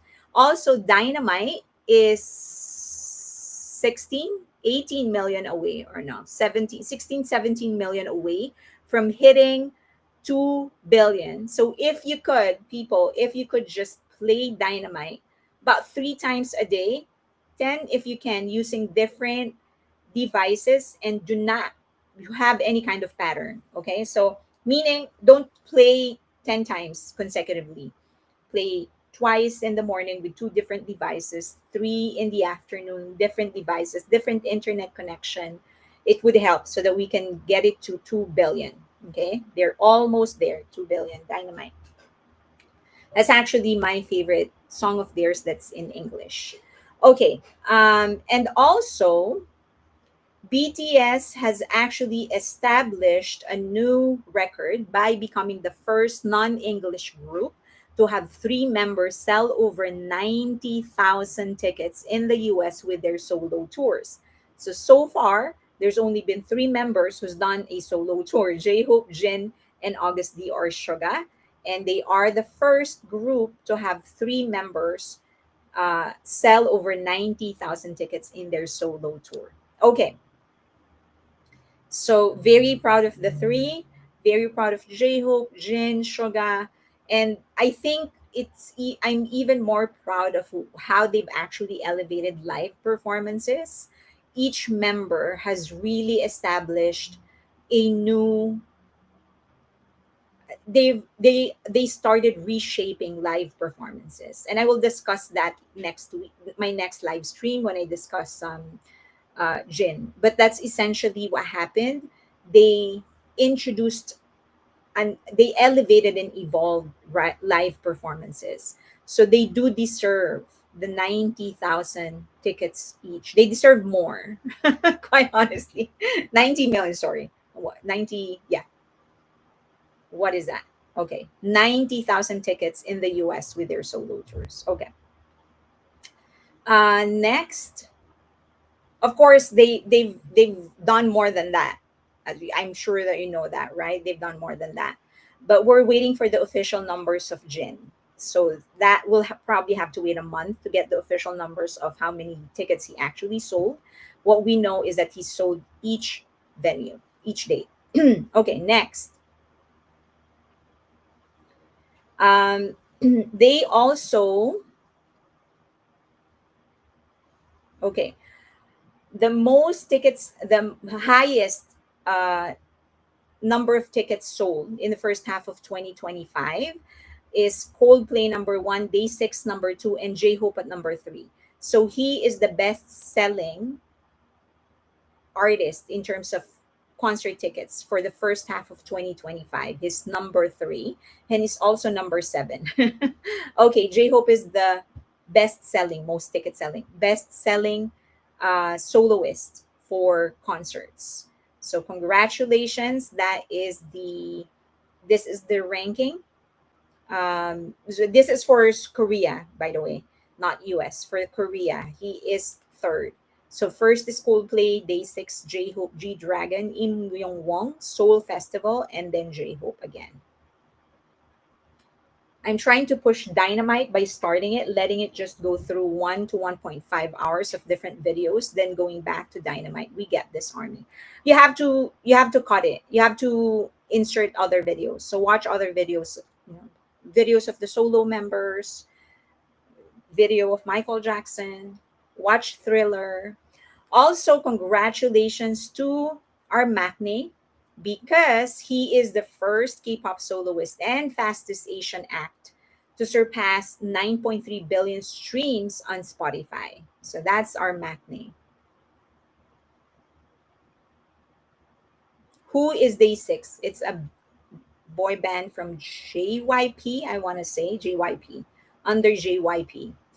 And he's also, aside from that, Jungkook is also the first, or the album Golden extends its record as the first album by K-pop soloist to spend 91 consecutive weeks on Spotify Global Weekly Album Chart.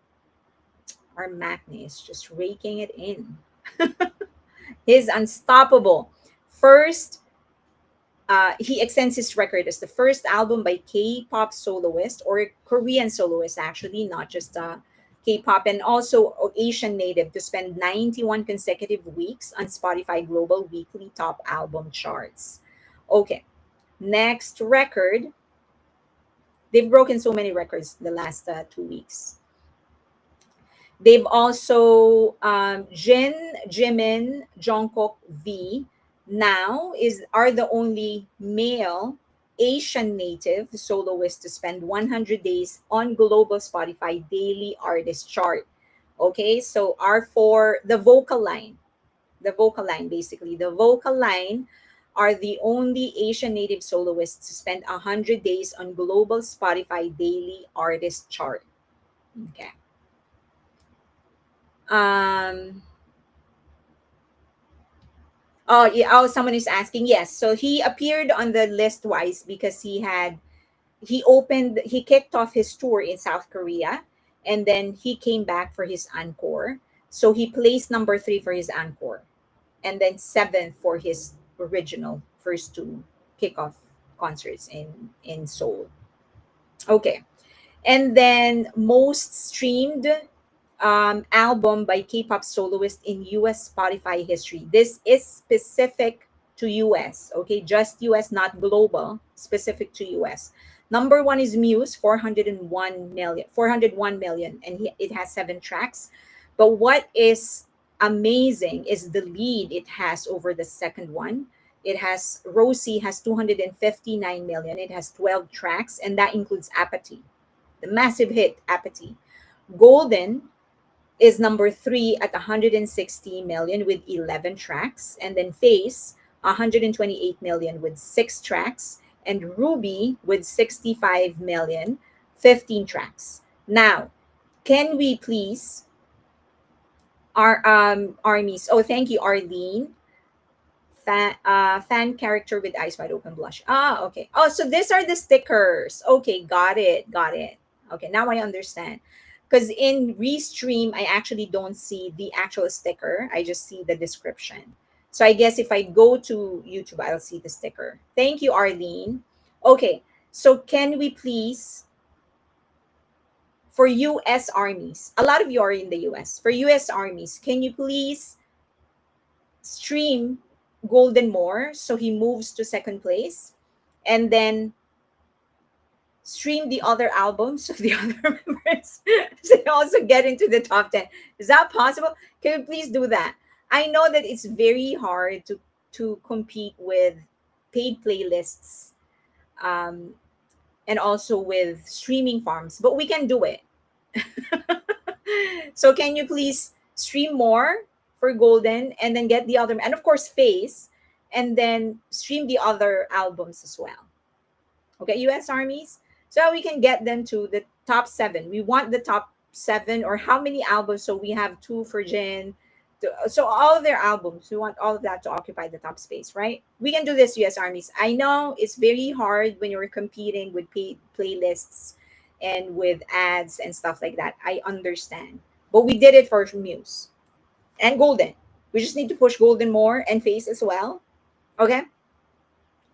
Why are the top the four leads laying down in the photos? I actually just screen capped this from Twitter, from X. So I did not choose these photos. Maybe next time I'll have them stand up. They're too lazy, huh? Okay. If there are too many goals, it's impossible to keep up with all of them. I know, right? And then I'm going to show you the updated Spotify road to 1 billion in a bit. Okay, so also Muse became the first and only album by an Asian native to have 400 million streams in the US. Spotify again, just for Spotify. Okay, so big achievement for our Mochi. First and only album to have 400 million streams in the US. And also, he's the first soloist to enter the top 100 most streamed songs in Spotify US history. K-pop soloists are tired. Okay, congratulations to Jimin. So he's the first K-pop soloist, or first Asian native soloist, actually. First Asian native soloist to enter the top 100 most streamed songs in Spotify US history. Okay, the second one is Rosie. Rosie, sorry, not Rosie. Also, Who by Jimin surpassed Permission to Dance as the first Asian native act in history to stay in Billboard Global 200. I think I'm right in that. Okay. Uh, Billboard Global exclusive US chart, surpassing Permission to Dance at 52 weeks. Okay. Lots of records. They broke a lot of records this year. Wonder it's because, people are excited again because they've been relatively active.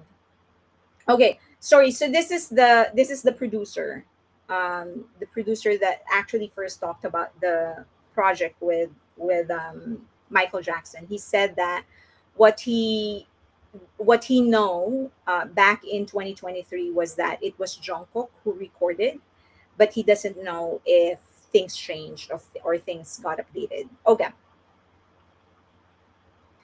Are you promoting a playlist on IG to create more visibility and reach out to an army bigger audience? I can do that. I can do that. I haven't done it, but I can do that. RM is go. I'll do that, Lily. I RM is going to be on the cover of the Harper Bazaar Korea September issue, and this is going to be a part of this collaboration. It's going to be a collaboration with Bottega Veneta. So a lot of people are asking, is he still a brand ambassador? Are BTS members still a brand ambassadors of the brands that they were representing? The answer is yes. So he is going to grace the cover of Harper Bazaar Korea in collaboration with Bottega Veneta. Okay. Also, V posted a picture with Peggy. Peggy is the name. She's a DJ and a producer. And it seems that they are working on new music together. I remember that V said that he has something, or there is something for armies in August. I'm just wondering if it is this track. So he's been working on some things for several weeks now. He's posted several photos with Peggy Sue. And so it could be this song, we don't know, or maybe it could be his track that he will contribute to the album of BTS, or just a special track for armies, something that he's doing. But I am excited. She has worked with several artists already, and one of that would be Dua Lipa. So I'm not much into EDM, so it's very rare that I like EDM songs. It's not that I've never liked an EDM song, but it's very rare. So I'm excited. I trust V. If he's working with her, then I know that she's good. Yes, that's Dua Lipa. Okay. All right. Road to 1 billion. 1 billion, 2 billion, and 3 billion. Okay. Wait, where is that? So that I have it bigger on my screen. So before, while I pull it up, just want to make sure that everyone is aware.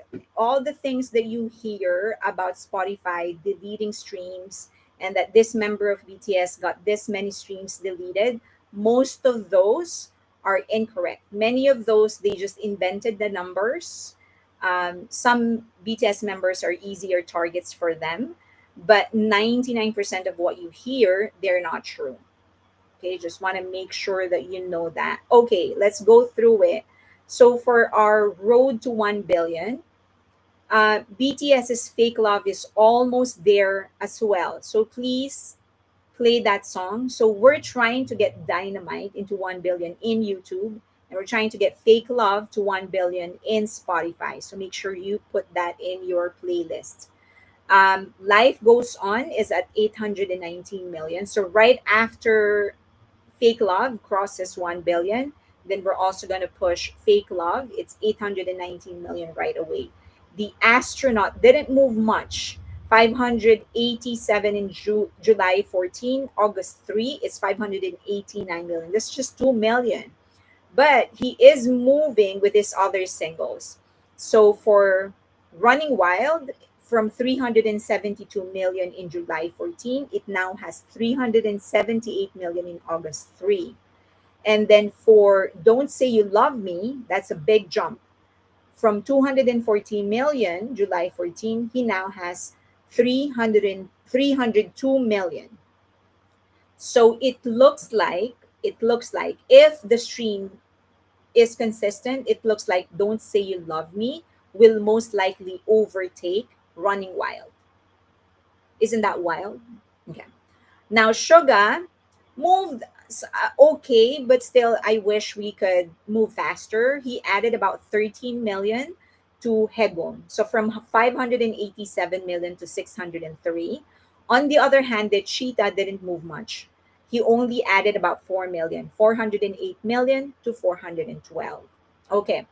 For J-Hope, so we're tracking several songs of J-Hope right now. Sweet Dreams added about 5 million, 122 million in July 14, 227 in August 3. For Mona Lisa, it was at 135 million in July 14. And now it's 170. Getting a lot of streams for this English album, for this English releases. 153 million for Mona Lisa in July 14 and 176 million for August 3 for Mona Lisa. The bad news is that more is not moving that much. So from 312 million to 314 million in 2 weeks. So that's only an addition of 2 million. Now, it looks like at this phase, oh, sorry, for Killing It Girl, it was 63 million in July 14, and now it's 94 million. So that's more than 30 million additional streams. So if Killing It Girl actually keeps it up, it's probably going to outpace all the other songs that he has. Although Mona Lisa is pretty stable, it's been out for more than 2 3 months, and it's still gaining about 30 million, 14 million, almost 14 million. So it's very, very stable. So let's see what's going to perform best. Let's just keep on streaming for J-Hope. These are three great singles. I hope that we could give it justice. For RM though, unfortunately, he only added 3 million for Wildflower. So this part I really don't understand, because we managed to actually win AMA for him, but we can't stream his songs. So I don't know. We just need to keep on pushing for our leader. He deserves it, doesn't he? Okay, Jimin for Set Me Free. So Jimin has several songs that we are tracking, but for Set Me Free, he added about 3 million, 423 million in July 14 to 426 million in August 3. We're going to get to the his two songs that already crossed 1 billion in a bit.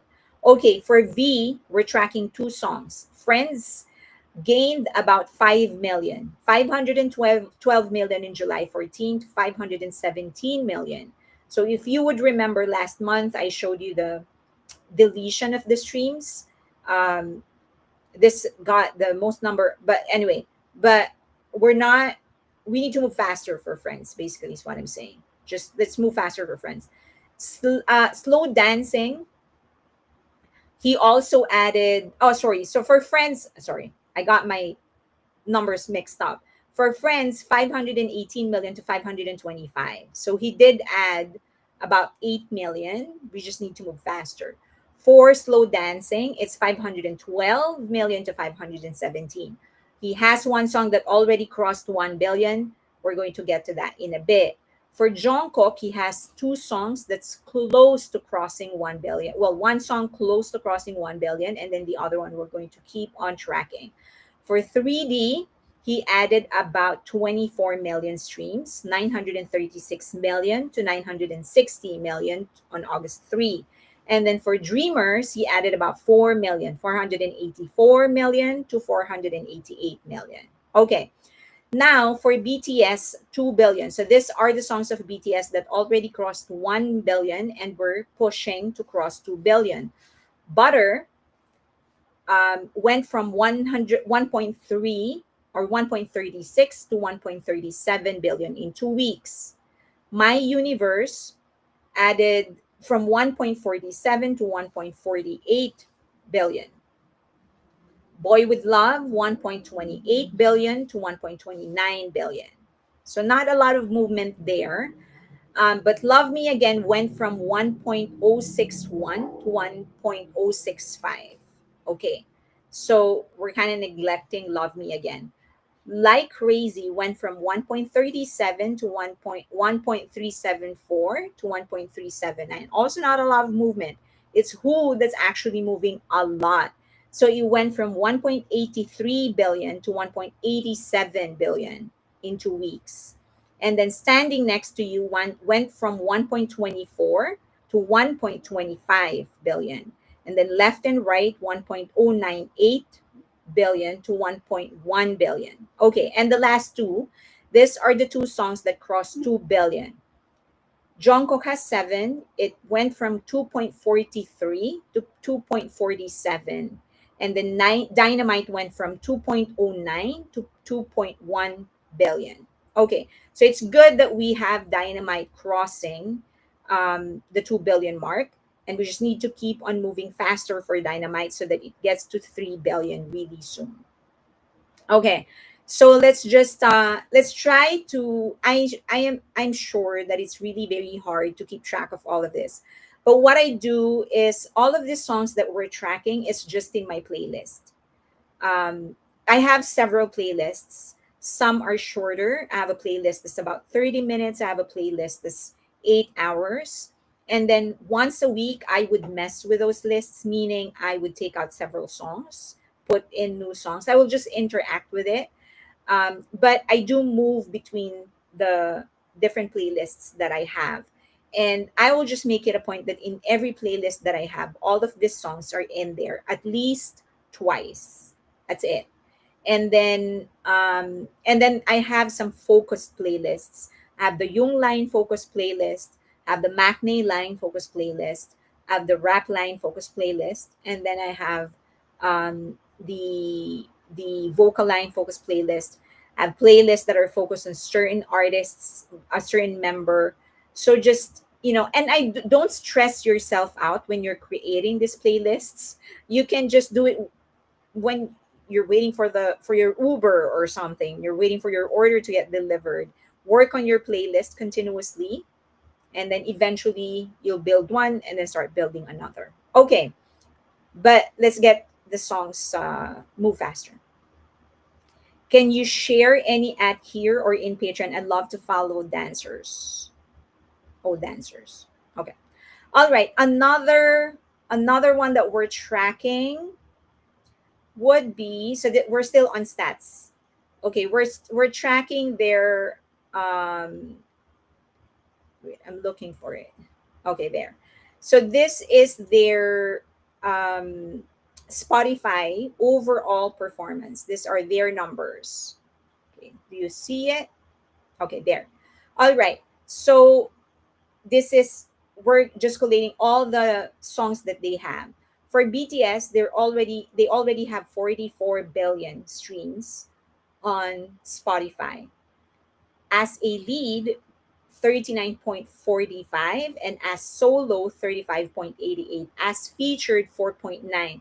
Something strange though happened because they used to list the number of tracks of BTS as a feature as 23 songs. So according to them, there are 23 songs where BTS is featured, and then now it's only 22. It's so odd.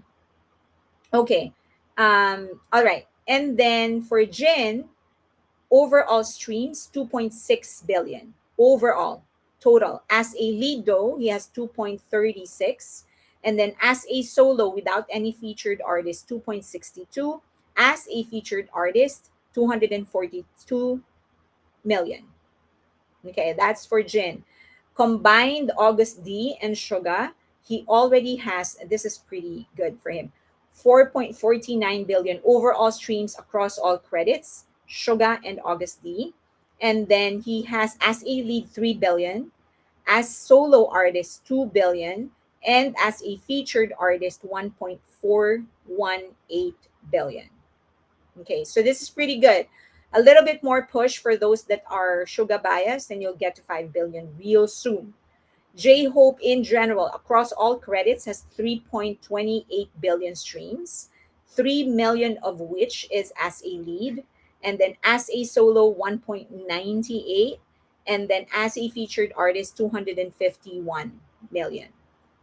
Okay, for RM, it's a little low, 2.8 only. So he is higher than Jin though.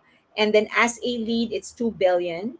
Solo, 1.1 billion. And then as a featured artist, 724 million. Okay, then we get to the Matinee line. Jimin has 7.16 billion streams across all credits. And as a solo, is that solo? Yes, as a lead, sorry. As a lead, he has 6.55 billion. As a solo artist, 5.81 billion. And as a featured artist, 607 million. V, on the other hand, 4.9 billion, almost 5 billion across all credits. And then as a lead, 4.8 billion. As a solo artist, 3.99, almost 4 billion. And then as a featured artist, 150 million. And of course, we have our Maknae Jungkook, 9.30, almost 9.30, 9.29 billion across all credits. He's gonna cross 10 billion real soon. And then as a lead, he has 7.8 billion. As a solo artist, he has 3.29 billion. And then as a featured artist, 1.4 billion. Okay. So he is number one across all credits. Again, he's going to reach or cross 10 billion really soon. So he's number one in that. As a lead artist is also number one. I'm excluding BTS. He has 7.87. Okay, 7.87. As a solo artist, Jimin is number one with 5.8. But as a featured artist, it is Jungkook. Almost, it was almost Suga, but not quite. Okay, you can see the bottom of the chart. Okay, sorry. There you go. So if you can see there, across all credits, Jungkook is leading with 9.30, almost 9.30, 9.29. And then as a lead, also he's leading with 7.8 billion streams. As a solo, Jimin is number one at 5.8, but Jungkook is again number one as a featured artist, excluding BTS. Okay, excluding BTS. That is 1.42 billion. Okay, so pretty interesting. Um, just for the Suga August D bias, push a little more so that he crosses 5 billion soon. And then, V is very close to 5 billion. He's only 37 million away from crossing 5 billion. Can't see the bottom, unable to see Okay, we can see the bottom of the chart. Okay. All right. So hopefully you can see it now. So those are this is overall, and I take it from KWorb. KWorb is where I usually get it. You can see it too. It's just that I'm doing it for you because I'm collating all the numbers in one place. So yeah, I mean these are pretty good numbers, by the way. I don't want you to ever think these are pretty good numbers.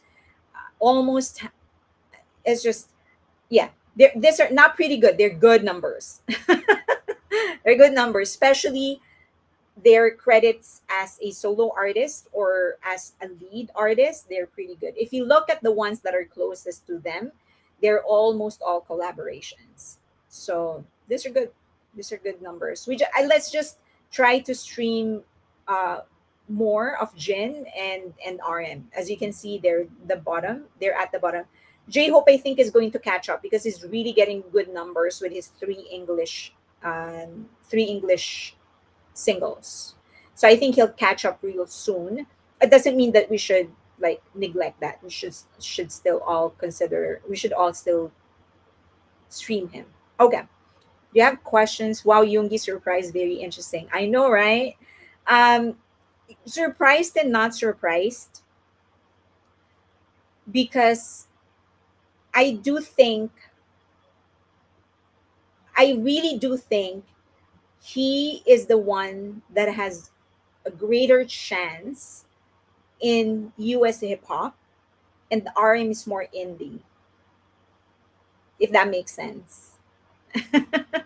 Because hip hop is a bit more mainstream, not a bit more, it's more mainstream. And then RM is more indie. The charms of J Hope items are so cute. Okay, so all good with that. You have questions? I will post this in Patreon, by the way. Okay. This is your emotional pictures, emotional support pics. That's just look at Suga. What is Nav, right? So intimidating. He is so intimidating. A combined total would be the most comparable to a solo artist. Correct. Okay, so this is your emotional support pick of the day. Two pictures from Suga. Two different feel, two different tonality, two different vibes. So one would be a very, very snobbish, intimidating Suga, and one very introspective Suga. Okay. That's your emotional support pick. Another emotional support pick would be the three. I don't know how to call this line, but that is our Maknae with a very beautiful smile. And then we have the beak of Jimin. I remember him saying it was only like I think in his one of the last live streams that he did. Oh, no, sorry. They did a blog when they did solo activities during the pandemic, and he was um, doing a voiceover of his day, and he said that he kind of realized why the armies actually call him a chick. It's because of his lips, but very, very cute. And then the other pictures, again, Suga. A screen cap, an off cam, a BTS of his tour. Congratulations to Stray Kids because they've got really great achievements this week. Um, they ranked number 7 on Billboard Box Score list of top tours for June 2025 after grossing 57.8 million in 10 shows that gathered an audience of 377,000. They're already the biggest, K-pop's biggest reported gross from April with 35 million, and then add to that the 57.8 million in June. So congratulations to Stray Kids. Yeah, I'm so proud of them. Also, Eight is the first album that they have that spent an entire first full year on Billboard World Album Chart. Congratulations, Stray Kids. Okay, I'm trying to go faster because we're almost up on time. I haven't even talked about the issues. Okay, Stray Kids also concluded their um, Dominate concert. So this is the tour that they have on July 30 in Rome. They had 54 shows across 34 cities in 5 continents. That's a huge deal. The group broke records by performing in 27 stadiums and expanded its global reach by 2,600%. Imagine that, 2,600% from their last tour. Highlights include historic shows at Paris Stade de France and Rome's Stadio Olimpico, marking a landmark finale. Congratulations to Stray Kids. And then they also, they track the places where they have been. So that's 54 shows, 34 cities, 5 continents, and all the red spots, those are the places where they have been. Congratulations to Stray Kids. I'm so proud of them, and so proud of them. I know that their debut was actually spoiled because of the pandemic. I don't know if you know that. But right after they debuted, the pandemic happened. So that kind of stunted their growth, which is kind of heartbreaking because they were so good. The minute that I heard God's Menu, I just knew that this is a different kind of group. And just like BTS, they would produce actually their own songs. They would write their own songs. They actually worked with less producers. Anyway, so it doesn't warrant any kind of a comparison, but I'm just saying that they worked hard for what they have achieved, and considering that their debut, the early years of their career was spoiled by the pandemic, this is a massive lift in their spirit, and they really deserve this. Okay. Also, another thing that they did was they actually sold out Madrid's Riyadh Air Metropolitano on July 22, setting a new record for the largest K-pop standalone concert in Spain. Okay? So they dominate that. That's another record for them. They are a fun group and they're very nice. And I love how polite they are. Their leader has always like been very, he constantly says that they owe a lot to BTS. Like BTS paved the way for them. So that's plus points for me because they're humble and that they actually acknowledge who paved the way for them. Stray Kids have also set the record for the most attendees in a K-pop concert in France with 120,000 attendees in 2 days in France. So congratulations to Stray Kids. Fourth gen group were done dirty by the pandemic. Yeah, I agree. I agree. Absolutely agree. There's a oh, Debbie, thank you. Drama and Lama. Thank you, Debbie. So there's just some information going around. Blackpink fans are distributing photos of Stray Kids concert and saying that this is the crowd of Blackpink. It's the crowd of Stray Kids. So that's their concert. They're just FYI because it's been around for a while, and like that's obviously Stray Kids. The design of the stage is very different. Okay, another thing. So for best-selling album by female soloist on Circle chart in 2024, imagine this. The number one is Yuki of Idol, and then Nayeon, Shui, 426, and then IU, and then Wendy, and then Moonbyul, Rose, Sujin, Yena, and Solar. So congratulations to Yuki. I did not expect that. I thought it was going to be Nayeon, but it's Yuki and Nayeon got 400 and almost 500,000, and then Shui. Both Nayeon and Shui are from Twice. Now, best selling K-pop soloist in the US. This is in Circle chart. This is primarily Korea. But in the US, based on pure sales alone, number one is Jimin, Rosé. Number two, J Hope. Number three, Jin. And this is for 2024. Jin is number four. Am I right? 2024. Give me 1 second. This is for 2024. So Jimin is number one, Rosé number two, J Hope number three, Jin number four, Jungkook number five. By the way, for Jungkook to be number five when his album was not released 2024 is great. Number six, RM. Number seven, Nayeon. Also for RM. Number seven, Nayeon. Number eight, V. Number nine, Shui. And number 10, August Lee. So pure sales in the US. Okay. This is Nayeon. I can't believe this. Nayeon and Shui. Okay. In the top 10. Wow. Okay. Next. What do you know? I've actually ranked number one. Um, in brand reputation among entertainment companies in August. This is so I don't know why I laughed. I guess because of all of this, target the HYBE has been targeted for so long, and they ended as the number one in brand reputation ranking among entertainment companies. Number two is Kakao. But wow, after everything, this only goes to show that what the sentiment of the general public does not get necessarily mirrored by the media, because we see a lot of hate towards HYBE only for them to become the number one in reputation brand reputation ranking. Imagine that. Oh my gosh. So Twice also became the fastest K-pop headliners to sell out Lollapalooza in Chicago. I don't know if you've seen their performance. If you haven't, you have to see it. It's so funny. Number one, they're great. They sang live 21 songs, no break, no backtrack. But what's funny is that the crowd kept on asking for them to come back, that the organizer had to turn off their mics just for them to get off the stage.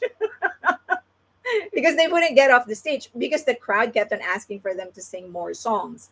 But they're great. No minimal backup dancer. I think there were only like two songs where there were backup dancers for half the song. But for the most part, it was really just them carrying the entire set. 21 songs, no break, absolutely live. And my girl Gio just proved that she is just above K-pop when it comes to performance, because she was giving it her all. She was enjoying her performance, and so did every member of Twice. So if you can, please watch their performance. This is when you know K-pop fans are messed up when it comes to listening to actual live vocals. The one thing that you do have to remember is that when it is a live vocal, it will never be perfect. Never. It's never ever going to be perfect. And they didn't have backtracks. So you just when it is perfect, you know that there is a backtrack. But even when there is no backtrack, they did fantastic. They did amazing. And all those bashing against them about them not being able to sing, they just proved everybody wrong. Okay, they attracted an estimated crowd of 115,000 during their Lollapalooza performance, and that was a report by SBS. The day they performed is the only day that sold out. Imagine that. They no other day actually sold out. It was just the day that they performed, and they had the biggest crowd. Also, where is that? Okay. Oh, before that, Espa, as you know, I like Espa. They're going to release their new single, their new mini album, and the title of the album and the single is Rich Man. A lot of people are waging war against it because they don't understand why they're calling themselves a man. Just want to remind everybody that every person is a man. So this is their quote. This is, I guess, a part of the lyrics. I am enough as I am. I'm a rich man, and then that's their logo for this comeback. Espa. It's going to be September 8th, and then they're going to kick off their third world tour. Now, another huge thing that happened was this feature, a video feature from Billboard. I don't know if you've seen this. The video was kind of fun. I have to say, it was kind of funny. Um, I don't know if you're aware of this, but this girl was actually hired as a talent by Billboard, and her job was to go and interview people on the street and ask for their opinion on different K-pop happenings, concerts, singers, whatever. And one of the things that she asked two girls was about the performance of Jenny. So I'm sure you've also seen, at the very least, some clips of Jenny in that one part of their concert where she just stopped dancing, and they said that she was trying to fix her mic or whatever. Maybe, but you can fix your mic while moving. That has already been proven by so many other artists, K-pop or non-K-pop. And so she asked two girls about that. Like, what do you think about that? She was just there. She wasn't really doing anything. And the fan was just it. The fan was actually hilarious because she was like, "Oh, she's always been like that. She doesn't really perform." And she said that maybe the fans just like her expression or something like that. And what even made it more hilarious was the expression of the girl beside her, the one that accompanied her during the interview, because the girl was like, "What the hell are you talking about? Shut up!" And she didn't shut up though; she just kept on talking. And then the next day, this girl, the talent that they hired to do Man in the Street, she started getting death threats, hate tweets. She people were demanding that she apologize to Jenny and whatever. And she didn't apologize. And she said that I was hired to do a job. I did my job. So, like, no, I'm not going to apologize. She didn't even address the, that she was being asked by people to do an apology. She just said, I was hired to do it, to do a job. And she said, did it. And she did it great because it was a fun interview. That part was the last segment, and that was the part that made me laugh so hard. Okay, so um, now, as you know, last week V was announced as the new brand ambassador for Coca-Cola South Korea. I celebrated. I definitely think that he has to be elevated to a global ambassador, not just a South Korean ambassador. Which, if that happens, it's going to be monumental for V, because it's very rare for Coca-Cola. Not that they have never done it, but they're very picky when it comes to getting a celebrity endorser or a celebrity brand ambassador. So I wouldn't really be surprised if it takes time for them to announce him as a global ambassador or promote him to being a global ambassador. But nonetheless, I celebrated it. He definitely embodies the brand of Coca-Cola. Very happy, light. Coca-Cola. When I used to drink soda, Coca-Cola was my brand. So not, I mean, again, perfectly understand it's one of the most resilient brands out there. I'm definitely happy for V, and I'm definitely supporting him. Okay, that being said, just want to address some things. I think there is a misconception on what this channel is all about. Primarily because people were demanding that I say something about, all of those political issues and boycott Coke, Coca-Cola, boycott Starbucks, because the other day Jungkook was also seen holding a Starbucks drinks and whatever. I've already mentioned before, and I'm going to emphasize this again, that I have chosen not to talk about those things. I'm not going to talk about political things. I am not. I've already actually disclosed more than what I was willing to disclose. I disclosed to you all that I am in the middle. I'm neither in the left and neither in the right, which was actually something that I said I will not do. But whatever. I said it. It was a slip of tongue, but that is the truth. But I am not willing to go beyond that. Now, there are a lot of global issues that I also will not talk about, and that is by choice. If you think that I should talk about those things, then I think you're in the wrong channel. That is something that I chose not to do for this channel. I will not do it in the future, at least not in the foreseeable future. So if you feel that is wrong, that if you feel that I should be talking about these things, then I'm sorry, I won't, but it's just not the right channel for you. I really want this to be something light. Sure, we're going to have fun with Coldplay couple, with this interview of Billboard about Jenny. We're going to tease some people, we're going to criticize some people, but it will always be about art, entertainment, culture, and history, not politics, not current international events. I do will respect your views. As you know, if you're a member of my Patreon community, we do have a controversial issues and political chat where people can just express what it is that they want to express about all of these political things. I don't stop them, but I don't necessarily participate. I will stop if there's someone that's arguing and it's getting out of hand. I'll try to stop it, but I won't share mine. And that's not going to change. So if you don't like that, if you feel that I should say something about that, it's just not the right channel for you. So that's it. um it will I, like someone said, like, up to when will you support BTS and whatever. I have boundaries. They're pretty extreme. I have boundaries, but not on things like this. Another thing, if you a lot of you have actually come to me and said, I will educate you on issues and whatever, which I welcome. I welcome private discussions on very, very sensitive issues. But if you want to educate me, quote unquote, please make sure you understand that part of education is asking questions. If you cannot answer the question, if you can't answer the question that I am asking, and you're just expecting me to accept anything that you say, that isn't education. Education is that it has to be a discussion. I need to ask questions, you need to be able to answer them, or if you can't answer them, you just have to admit that you don't know the answer. So that is it. Just want to make sure, because it seems that there are some misconception of what should I stand for or whatever. I don't need to stand for anything.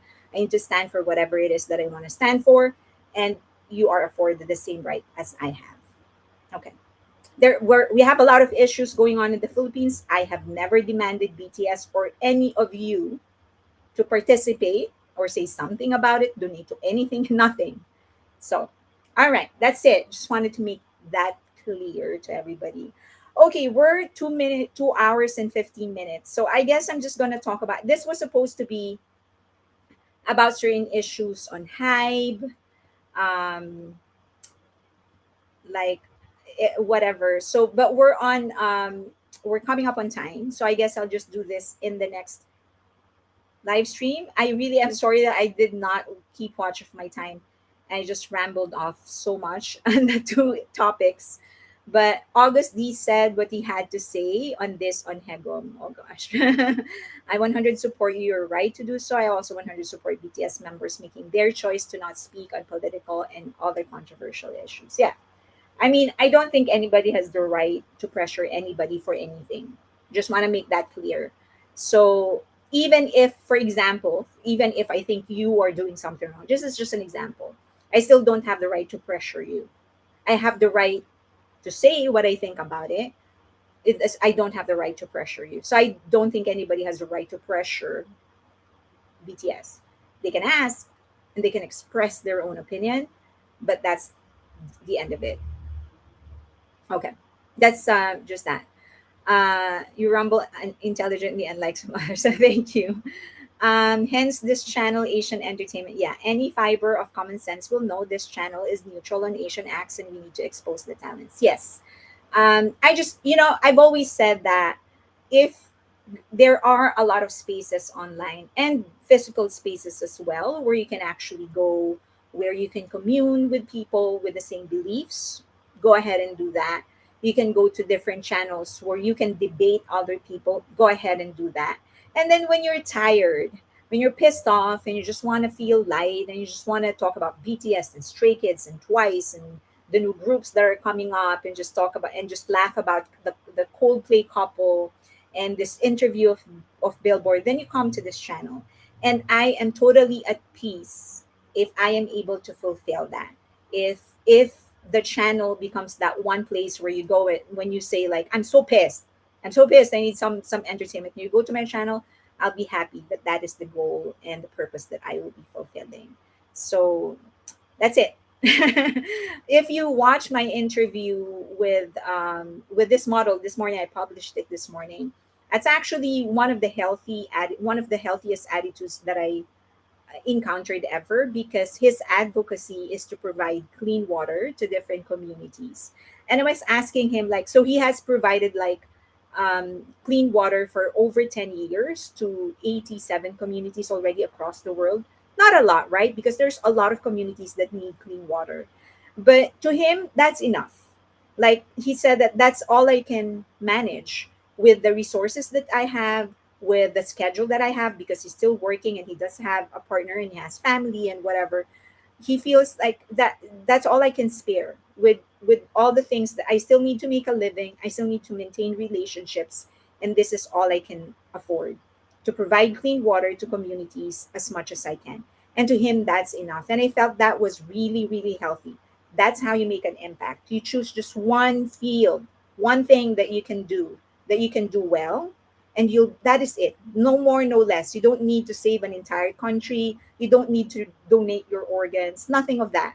Just pick one and do one, and you should be okay with that. So that's the same attitude that I have. This is what I provide, and I'm at peace with it. I'm trying to catch up with all your interviews. Thank you. Okay, I wanted to hear about the hype subject. Glad I didn't miss since you were working. Looking forward to the clarity on the next live on this subject. Yeah, it's just that we're coming up on time. I know that some of you will have to go and have dinner now. But give me a feedback if you want me to try doing it in the morning. It's just that I know some of you um, are actually working. So if I do earlier, maybe you won't catch up or something. But give me feedback on the timing, or if there's any time that you think I should try, I'll do it. I will just spend the rest of August experimenting with time, experimenting with format. And maybe by September or August, we'll hit like the perfect or close to perfect time. All right. Thank you. Yes. Hyde. I'll start with Hyde next time. Yes, Carla. Do you still plan on going to go to SK this fall? That will all depend on what BTS is going to do. As I've mentioned, if they do something this fall, then I will go. Um, I will just try, like if it's concert, whatever activity, then I will go. If they do it a winter, then I'll go winter, like January to March. So that will depend on BTS. But you can count on me if they announce that they're going to do something fall or winter. Then you can count me in. I'll do something as well. Please like the video. Do voting poll. I will do that. Okay, please like the video. Thank you so much for staying with me. I hope that you like this new time. I definitely did. Thank you. Bye, everybody. Yes, you can watch it later, Consuelo. Thank you. Bye.